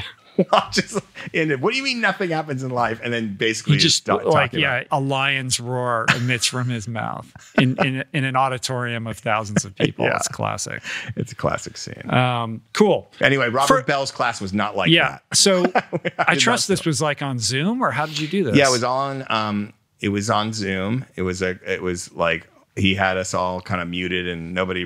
Was it unlimited? Like everybody could sign up? Yeah, it was like $50, and he did like a few sessions, and then people you could fire questions at him through the chat, and he was answering some of them. So it was like a mix of like 20 minutes of lecture, then some questions, 20 minutes of lecture, then some questions, and it was really good. And he's going to repurpose it. I think he's going to do some version of it on his podcast, he claimed. Oh, cool. But he hadn't decided when. Right. And so I don't know. It was good. It was worth it. It wasn't, if you're looking for a nuts and bolts writer's workshop where you learn how to do X, Y, and Z, this was not that.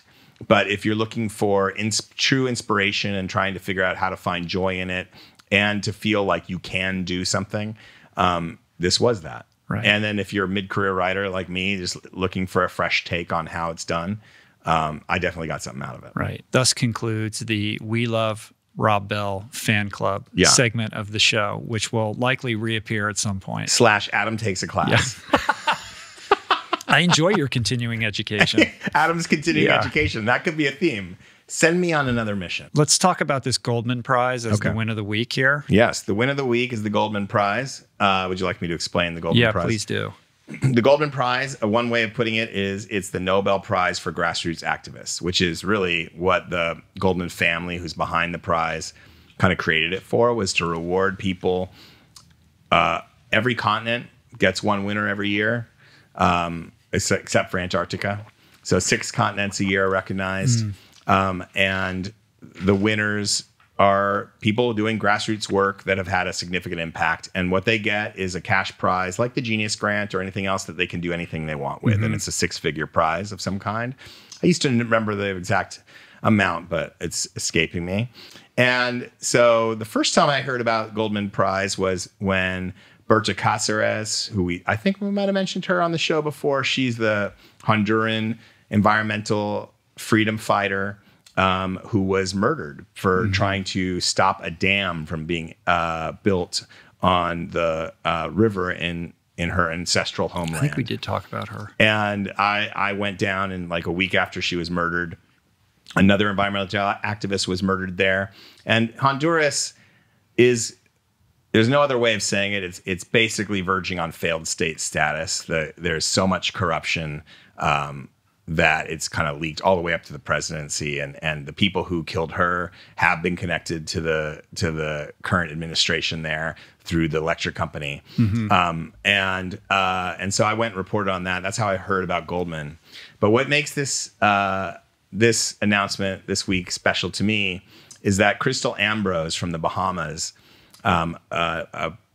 ocean plastics activist and pioneer in education and study of ocean plastics, is one of the winners. And I was with her on the Five Gyres expedition from Eleuthera, where she lives and where she works, to Bermuda. And her story is really interesting. She started kind of like just as, she used to be a scuba diver in Nassau, like a scuba diving instructor at Atlantis in Nassau. Right.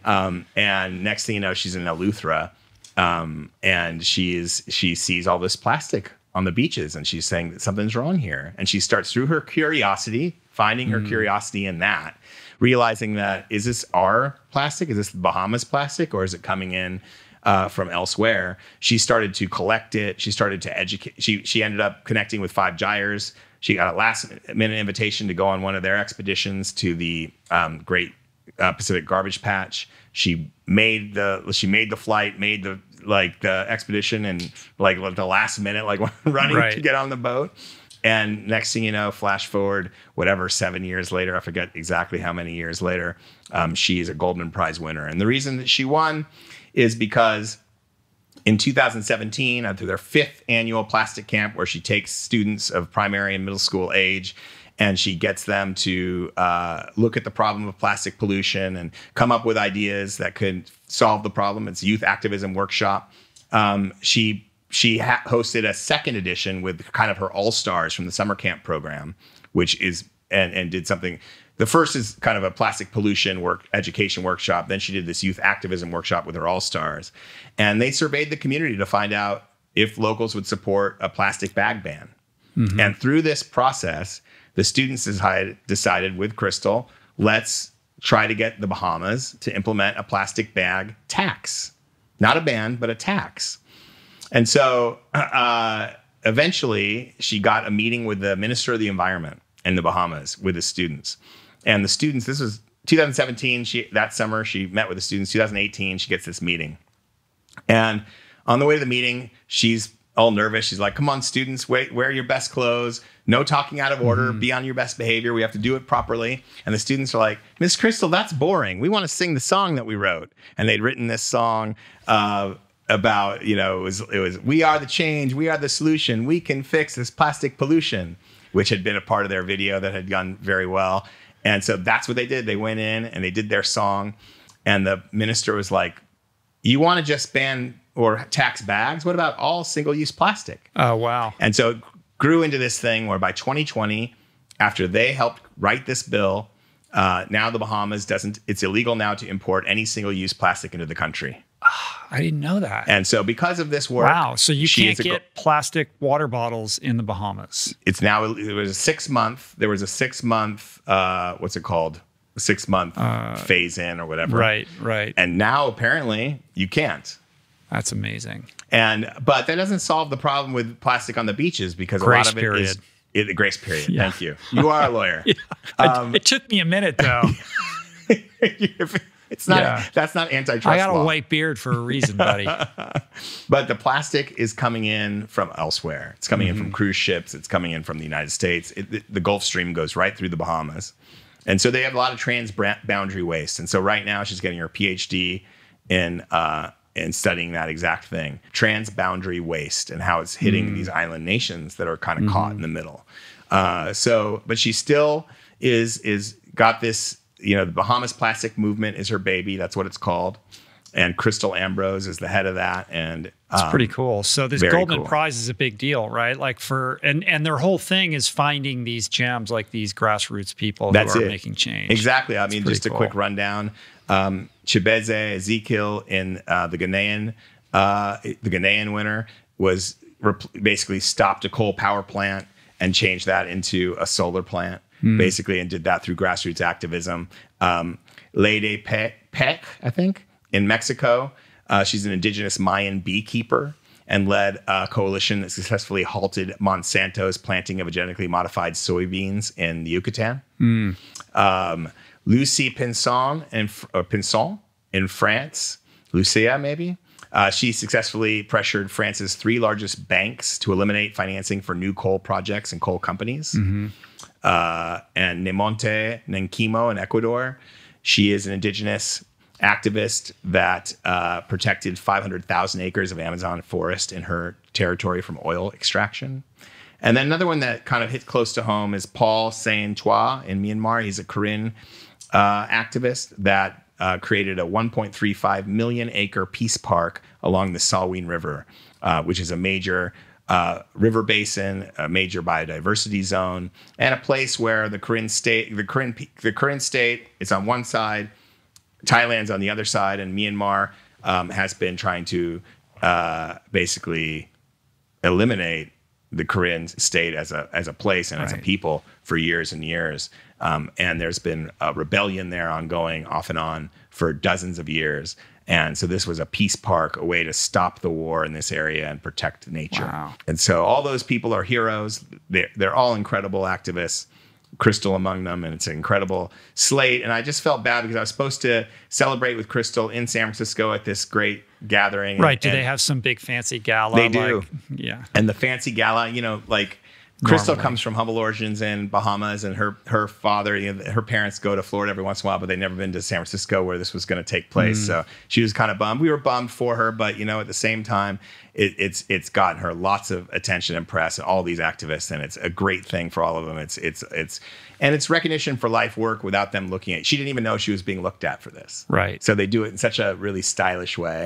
And Robert Redford was narrating her life on this video. Wow. We'll drop the links in the show notes. Yeah. GoldmanPrize.org. It's a 1 hour. You could actually watch Sigourney Weaver hosts the 1 hour presentation, and you can there's mini docs on all these activists. On each one of them. Yeah. So these docs are getting made, and these recipients aren't even aware that. No, by the time the docs are being made, they knew. I see. So they do research on you when you don't know. But they don't know if they're a candidate. They don't know if they're a candidate. It's not like you submit or you lobby for this. No, but even the docs, like in the case of Berta, when she was down there, the activists were there were threats against her life the whole time. And when the Goldman people went down there to actually do their mini doc, it was no puff piece. Like, they got into some real trouble. They wondered if they were going to get out alive. Wow. So it's like real report. And sometimes, some years, it's real reporting in areas where there's real conflict and real stakes, life and death. Wow, that's cool. Yeah. Yeah, I was not familiar with that at all. That's pretty cool. And it's like, like every one of those people that you named, I'm like, that would be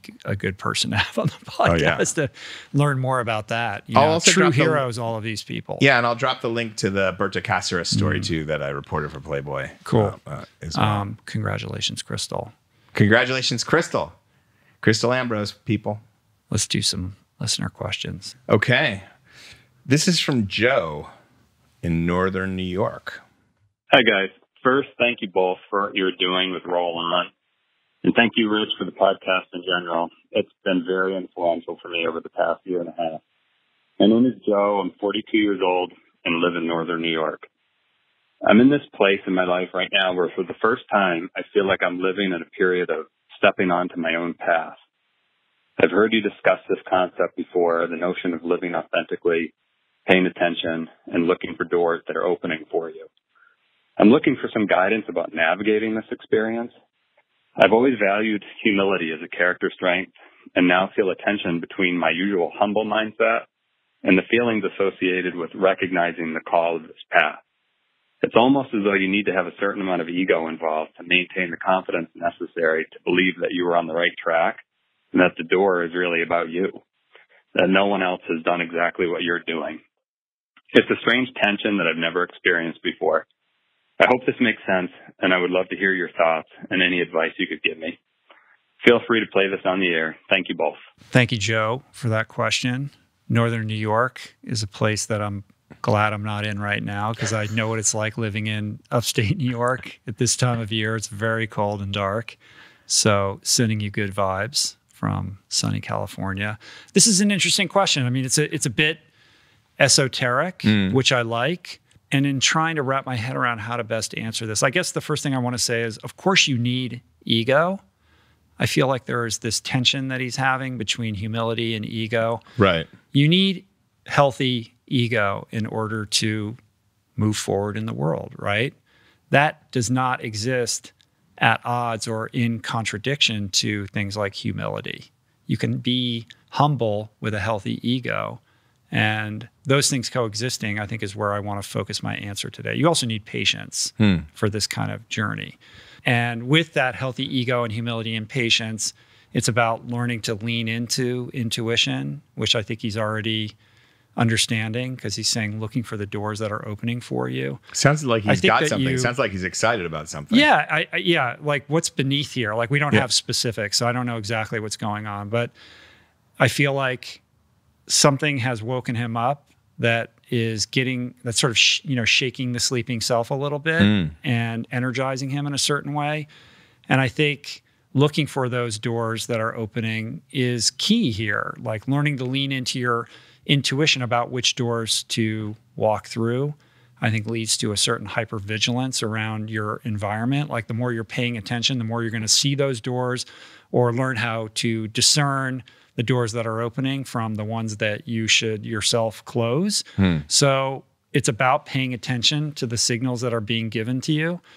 And I think so much of this is about not sweeping change or grand gestures, but really micro adjustments. Like when you're in that hypervigilant state and you're thinking about this move and you're trying to identify those doors, it's about when you're saying yes and when you're saying no. And I think saying no is equally important, if not more important, than looking for the open doors, right? Like you're going to have to say no to stuff you're used to saying yes to, and that can feel uncomfortable.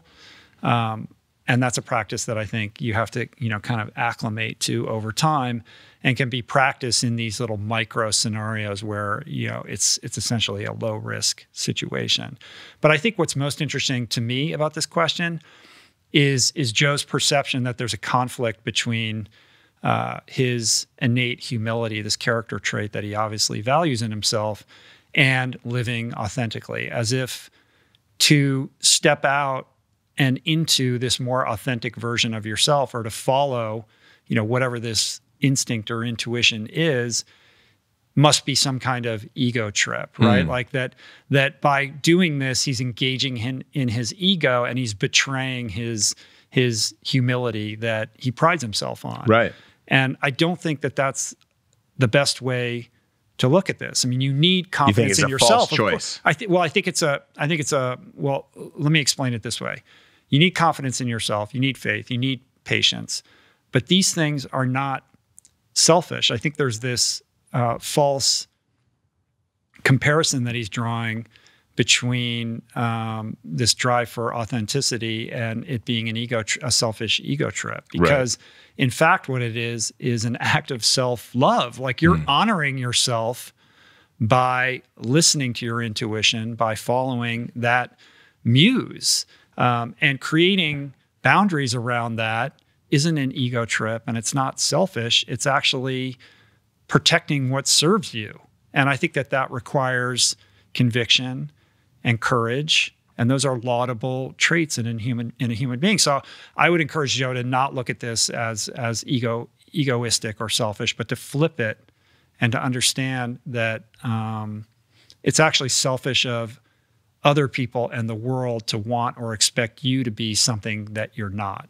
So if you've been living your life in a certain way to fit into a box or to please other people or for whatever reason, and you're worried about stepping outside of that because it feels self-serving or egotistic, consider the fact or consider what's kept you in that box or kept you limited in those ways. And those forces, if they are external forces, those are the self-serving forces, right? And you catering to that is an act of self-betrayal in many ways. So I think interesting. Letting go of that ego aspect and understanding that it's self-love will allow you to move forward while also honoring and embracing this idea of humility with the whole thing. I feel like you're picking up on like some sort of like external definition of humility and ego that was transferred to him when he was younger. Well, let's talk about humility. Like when he's saying, I feel like this is an affront to humility. Like, is it humility? Like, is this truly humility that he's considering? Or Is it sheepishness, right? Like, oh, when I stay small in this world, I'm being humble. But maybe you're just afraid, or maybe you lack the confidence to actually be yourself. And it's not, in fact, humility. So the question that I would pose and leave for Joe is there a sense that you're not entitled to live your life your way? And that to be humble is to stay in that box or to stay small. And so he was thinking of anything that is like self-promoting is considered ego kind of inflating. But you're talking about put the Rob Bell lens on. Right. Exactly. So elaborate finding on that. Finding the joy. And you know what Rob Bell also said is and finding the joy, but also the freedom to be in self-love and you know, sort of be your own biggest fan of your life. Yeah. And you know what he also said is it's not egotistical, it's humbling. That's something he specifically said in that, and it's true. Like if you really embark on something, doing something that feels like is connecting to your soul and what you're meant to be doing here, you're going to find it's more humbling than it is ego promoting. But I don't mean that in like beware. What I mean is that like it doesn't have to be in a negative way. It can be in like you feel so at one with the cosmos some days, that you feel like a speck. Yeah. And that is humbling in a way that's like, wow, that's how big the world, that's how beautiful the world is. And I'm playing my little part. And it could also be the other way, which is, you know, you might get kicked in the face a couple of times to see if you really want to do this. It is humbling innately to go on, branch out on your own path and try to do something that you didn't know that you could do, or that you just dared yourself to do. It is a humbling act, I think. Rob Bell would say. So what we're leaving Joe with this idea that what he thinks is ego is actually humility, and what he thinks is humility is actually ego and fear, because he's attached to this story that actually is false. Yeah, or that's certainly one way to look at it. Right. And if it gets you on the road to self-actualizing, then look at it that way. Right. And Joe, if this doesn't resonate with you at all, then you get your money back. Yeah. I'm refunding you because I don't know enough about the story, but I have a feeling we might be onto something there. And callers, just so you know, I'm trying this new thing where if you are concise with your question, it gives you a better chance of getting on the air. That's the Skolnick algorithm. It's my new algorithm. If you want to game the algorithm, keep it short. Keep it short and to the point. And also, like, just be really clear thinking, and how, you know, it might help. A lot of these, you can tell some people are reading from a script they've written themselves, and it's easier to answer a question that's a little bit clear. And even though that was esoteric, it still was clear. He still had a very specific thing he was asking. Right. He made his way through the algorithm. He made it through. All right, let's go to Seth from Wisconsin. Let's go to Seth. Hey, hello, Rich and Adam. Yeah, this is Seth from Madison, Wisconsin. Yeah, so listening to the podcast has been transformative for me ever since I first came across an episode on a solo road trip that I took after my divorce. So your podcast became my soundtrack for that soul-searching tour of national parks. And my question revolves around the distancing that can occur in relationships. And in the relationship with my ex-wife, my poor self-esteem and the avoidance of discomfort kept me from what Zach Bush said in one of your interviews, from being seen and truly seeing my ex-wife. So endurance training and a plant-based lifestyle is transforming my sense of self and avoidance tendencies. But I'm curious as to what practices that you both encourage that couples can cultivate to close the distance that can build over time and help both partners in a relationship see each other. So thank you for the opportunity to ask a question. You know, take care, and please keep doing what you're doing. It means a lot to people. Thank you, Seth. Thanks, Seth. Also coming to us from a very cold part of the world. Yeah, and it's a divorce question. I love divorce questions. You do? Yeah. Well, let me say this. Well, not a divorce relationship question. But right. Yeah. Poor self-esteem and avoidance of discomfort is like the perfect 1-2 combo that fuels isolation. That keeps a lot of people stuck, gets them stuck, keeps them stuck, and also is very effective for keeping people at arm's length that day, right? Like if you don't feel great about yourself and you're not comfortable with any kind of conflict or doing anything outside your small little zone of comfort, then you're unlikely to take any risks with other people. And that's going to keep you separated from other human beings.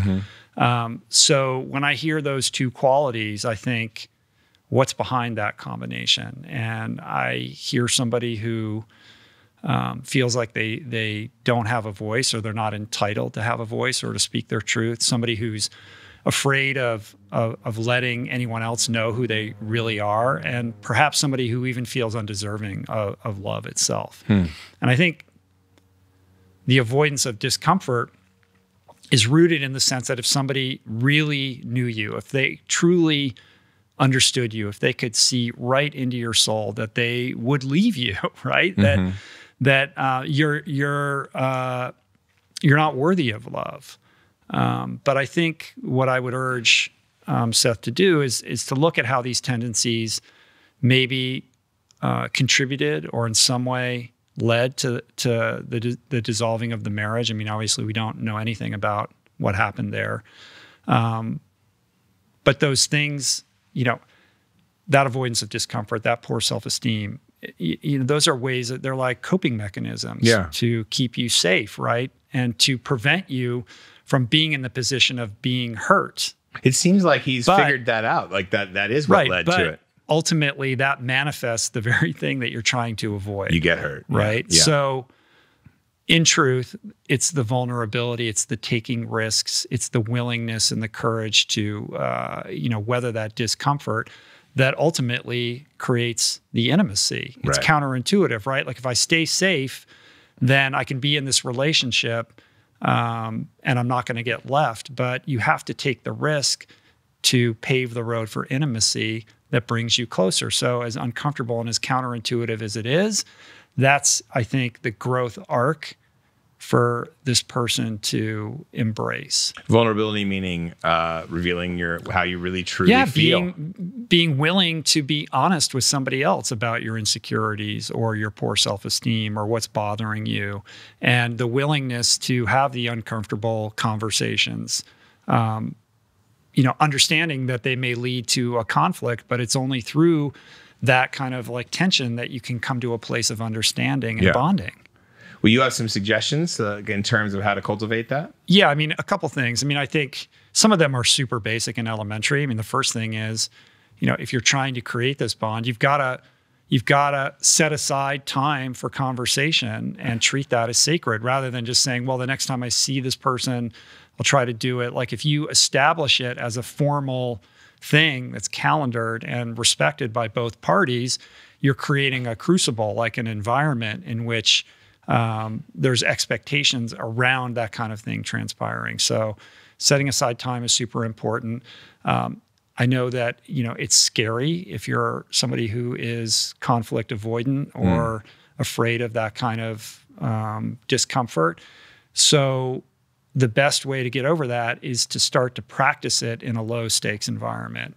So maybe not with your ex-wife, but find a friend who you trust and use them as an experiment. Like say something vulnerable, like take a risk and try to have a conversation that shakes you out of that safety zone a little bit, knowing that person, is somebody who's close to you and nothing bad is going to happen. And I think that will help you acclimate or get a sense of how this can work. And then over time, slowly increase the intensity, take little, bigger and bigger risks until you're ready to kind of do this with your ex-wife. I wouldn't, do the trial run with the ex-wife because my sense is that might be too perilous at this moment. Yeah. But you can do push-ups to get ready for something like that. Or even like if it's for a new relationship, which it could be for, think of these things. It's still good to get the muscle working. Yeah. With a friend, so that when the next relationship comes around, that you're ready to be who you are. Right. And what a burden you're carrying around trying to prevent that person from seeing who you really are. The weight of that is tremendous. And when you let that go and let somebody in, there's a huge release, and the intimacy that comes with that is tremendous. The other thing I would suggest is in these exchanges or in this dynamic to always, this is something I do all the time, and I do it on the podcast, is to lead with vulnerability. Like if you, instead of waiting for that person to give you the feedback or to say the intimate thing, like you've got to go first. And I think when you do that, you're giving the other person permission for that level of intimacy. You're saying, this is safe. I trust you. You can trust me. And then with that, it's practicing how to listen, like really listen, because the most valuable thing that you can give another person is your time and, of course, your full attention. And the more that the other person really feels like they're being heard, then the closer they're going to feel to you and the more they're going to gravitate towards you. Staying out of the other person's reaction to your attempts at intimacy, I think, is important. If you're wed to a certain result, like I'm going to have this conversation and then this is going to happen, then you're setting yourself up for disappointment. So it's not about the result. It's just about engaging in the process of being open, vulnerable, and intimate, and trusting that over time that's going to, breed the intimacy that you seek. But trust takes time. So patience, I think, is super important. And then the esteem piece, I think, is super important. And I forgive me if you heard me say this because I repeat it all the time, but self-esteem comes through performing esteemable acts, whether it's on behalf of others or for yourself. It applies to yourself as well. So simple things like setting healthy boundaries and making time for those that you care about, investing in helping other people, all will slowly open you up and ground you a little bit better and make you a healthier person for your current and future relationships. And then the final thing I would say, sorry, do you want to say something? No, I'm just agreeing with you. Yeah. The final thing, and this is important too, is to forgive yourself, to let it go, because there is this narrative about I'm somebody with self-esteem and I don't like, to be uncomfortable and I'm afraid of this and I'm afraid of that. You've got to rewire that neurology and start telling yourself a new story. Like, in other words, letting go of that story and opening up to perhaps a new and better story. And again, those push-ups, those little actions that you're taking will help inform that. But that story is likely hardwired into you and pretty calcified. So it's going to take some work and practice and intentionality to create that new narrative. But that's the work, man. And I think and the only thing I'd add is that, distancing that can occur in relationships. I mean, I think there is as relationships mature, there's going to be certain areas of freedom where people can operate, and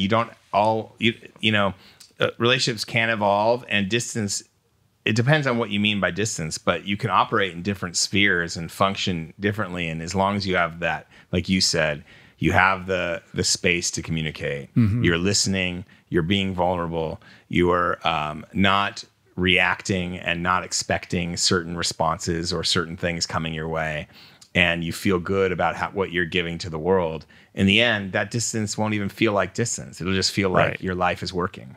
Yeah. And there's something about just owning your truth and being who you are. Yeah. And the more that you do that, the more you can kind of stand on your own 2 feet, and it becomes less about what that person thinks of that and just about you and your relationship with yourself. Yeah. And if you do all that and everything your wife says, everything will be fine. No, just Is that a guarantee? That's just a wife joke. It's a wife joke. All right. Let's go to Michael. Sorry. Hey. All right, here's Michael. We have another cold, wintry place right now. Sorry. Boulder, next time sunny, it'll all though. be the island. Yeah. Hey, Rich and Adam. This is Michael from Boulder, Colorado, and certainly fine to play this on the air. I can't tell you both how much I really enjoy the new roll-on addition to the podcast. I look forward to listening to it every other week, and it's thankfully becoming part of a routine for me. Anyway, I'm 55 years old and have been active really since high school as a runner and triathlete, but really primarily as a cyclist over the last 30 years. My question is around heart health and endurance activity for an athlete now heading into my late 50s.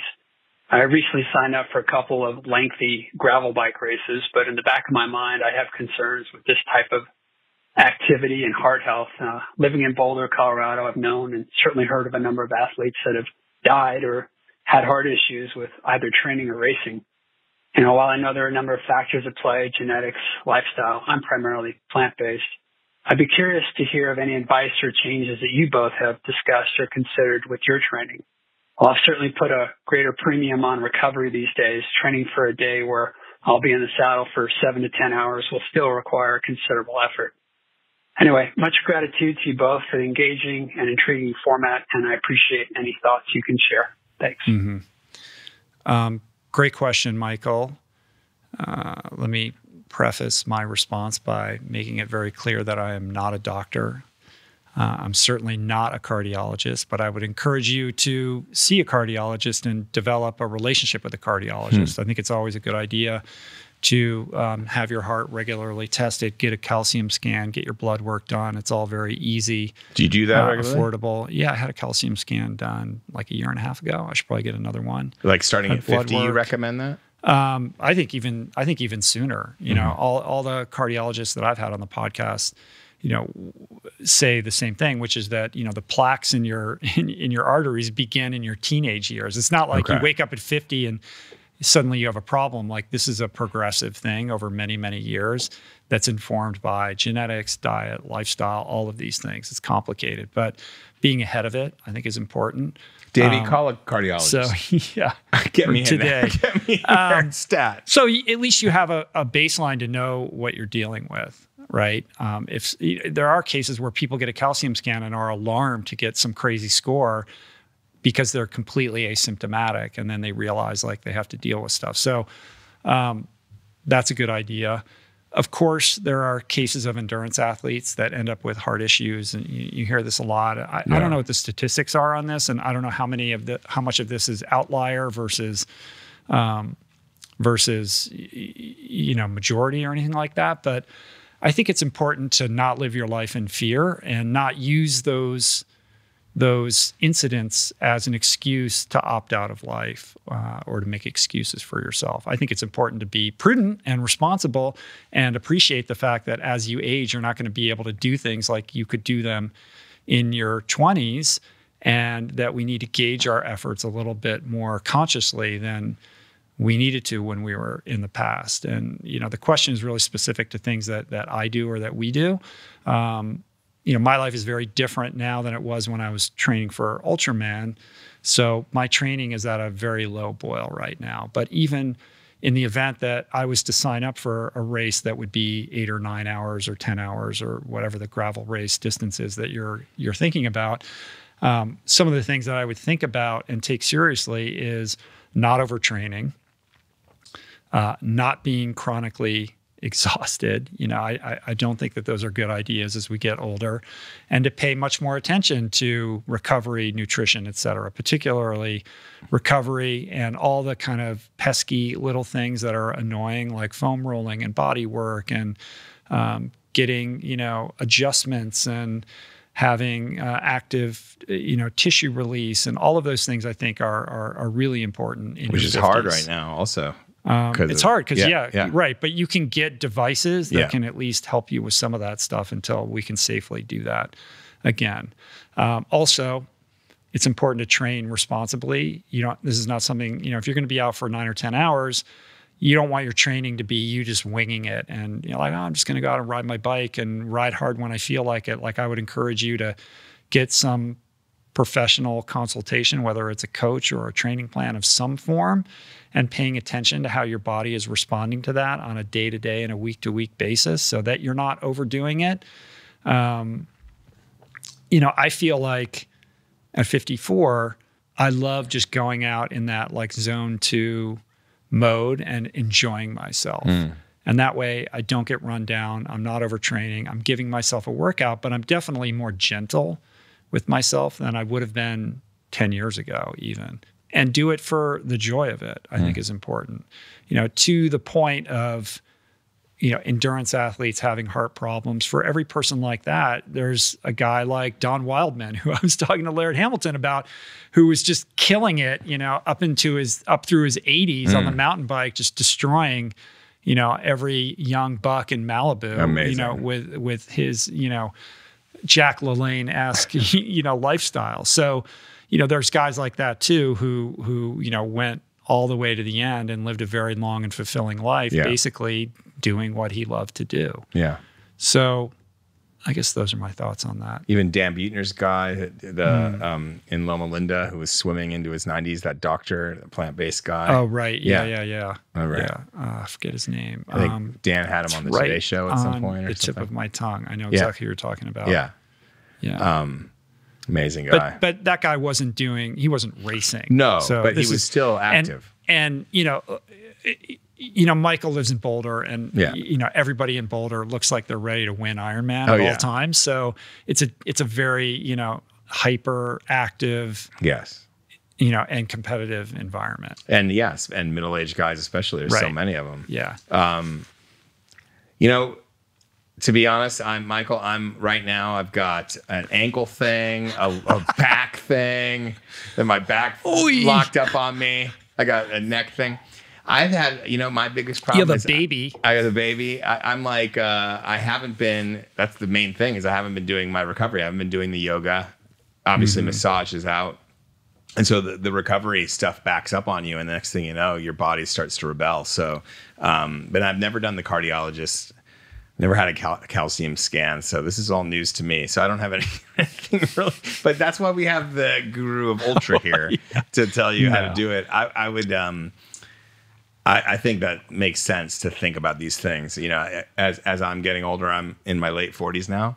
As I'm getting older, I think about it too. I think it makes sense to think about heart health. I think you're doing the right thing by even bringing up the question. I think it's something probably a lot of people in their 50s think about. And we've all heard, when we were kids, it was Jim Fixx or whatever. I forget who it was, the runner that. Right. It was Jim Fixx, the guy who wrote that book. Jim Fixx.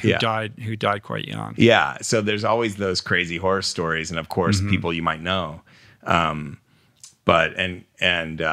In Hollywood, the stories were always like the 50-year-old producer who had blow in his system died on the basketball court. Very different. Very different than Boulder. Right.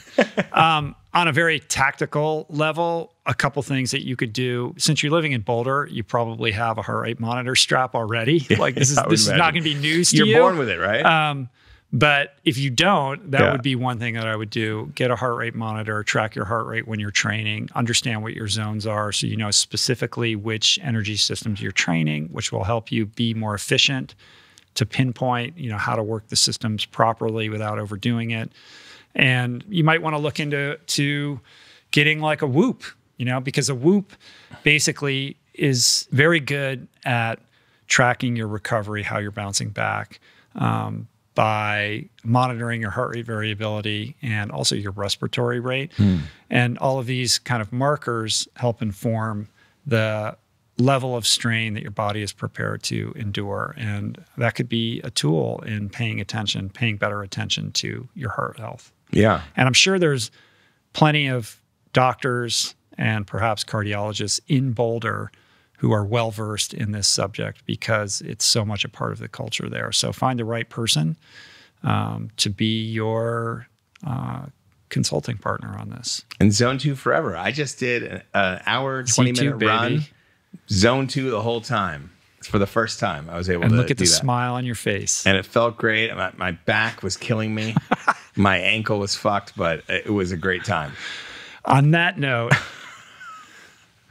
This shall conclude this episode. Concludes 2020's Roll On edition. Yeah, exactly. On that note. Awesome, man. So I don't know when we'll be back with this. It will be at some point in the new year. Stay healthy, everybody. Enjoy the holidays. Happy holidays. Love your loved ones.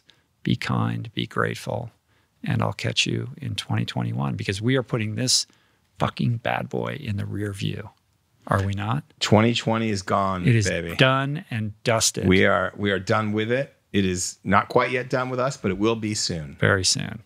How do you feel? I feel great, man. This was a good first session in the new digs. Breaking in the new studio. We did it, man. We did. Cool. Look good? Feel good? Feel good. You ready for the January break? I am. Travel's kind of out the window, so I don't know for the foreseeable future. Yeah, I don't know exactly what I'm going to do. Maybe get in my car and drive around, but we'll see. adventure. Yeah. Cool. If you want to learn more about Adam, you can find him at Adam Skolnick on all the fun social stuff that is owned by the giant conglomerates. They're all owned by Facebook. Antitrust violations right now. No, Twitter is on its own. Yeah, that's true. You can find me at Rich Roll. If you would like your question answered on a future edition of the show, you can leave us a voicemail at 424-235-4626. If you want to game the Skolnick algorithm, keep it concise and clear. And you can sing if you want. Do what you want. Yeah. Make it crazy. What would Rob Bell sell? Make it crazy. Yeah, if you're going to do it, put your imprint on it, baby. Own it. Don't be afraid. Don't forget to hit that subscribe button on YouTube, Apple, and Spotify. There will be show notes on the episode page at richroll.com with links to all the stuff that we talked about today. I've already compiled all those links, so plenty of stuff to dive deep into today's subject matter. You can also submit your questions on the Facebook group, but honestly, leave us a voicemail. It's more fun that way. Yeah. And that's it. I appreciate you guys. I love you. I don't take your attention for granted.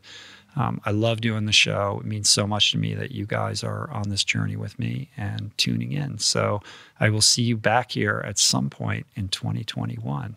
Until then, enjoy all the shows that we have banked and all the intros that I've already recorded for them that makes it sound like I'm in the present moment, but I'm actually in parts unknown. Parts unknown. Right. Cool. Until then, peace. Plants. Namaste.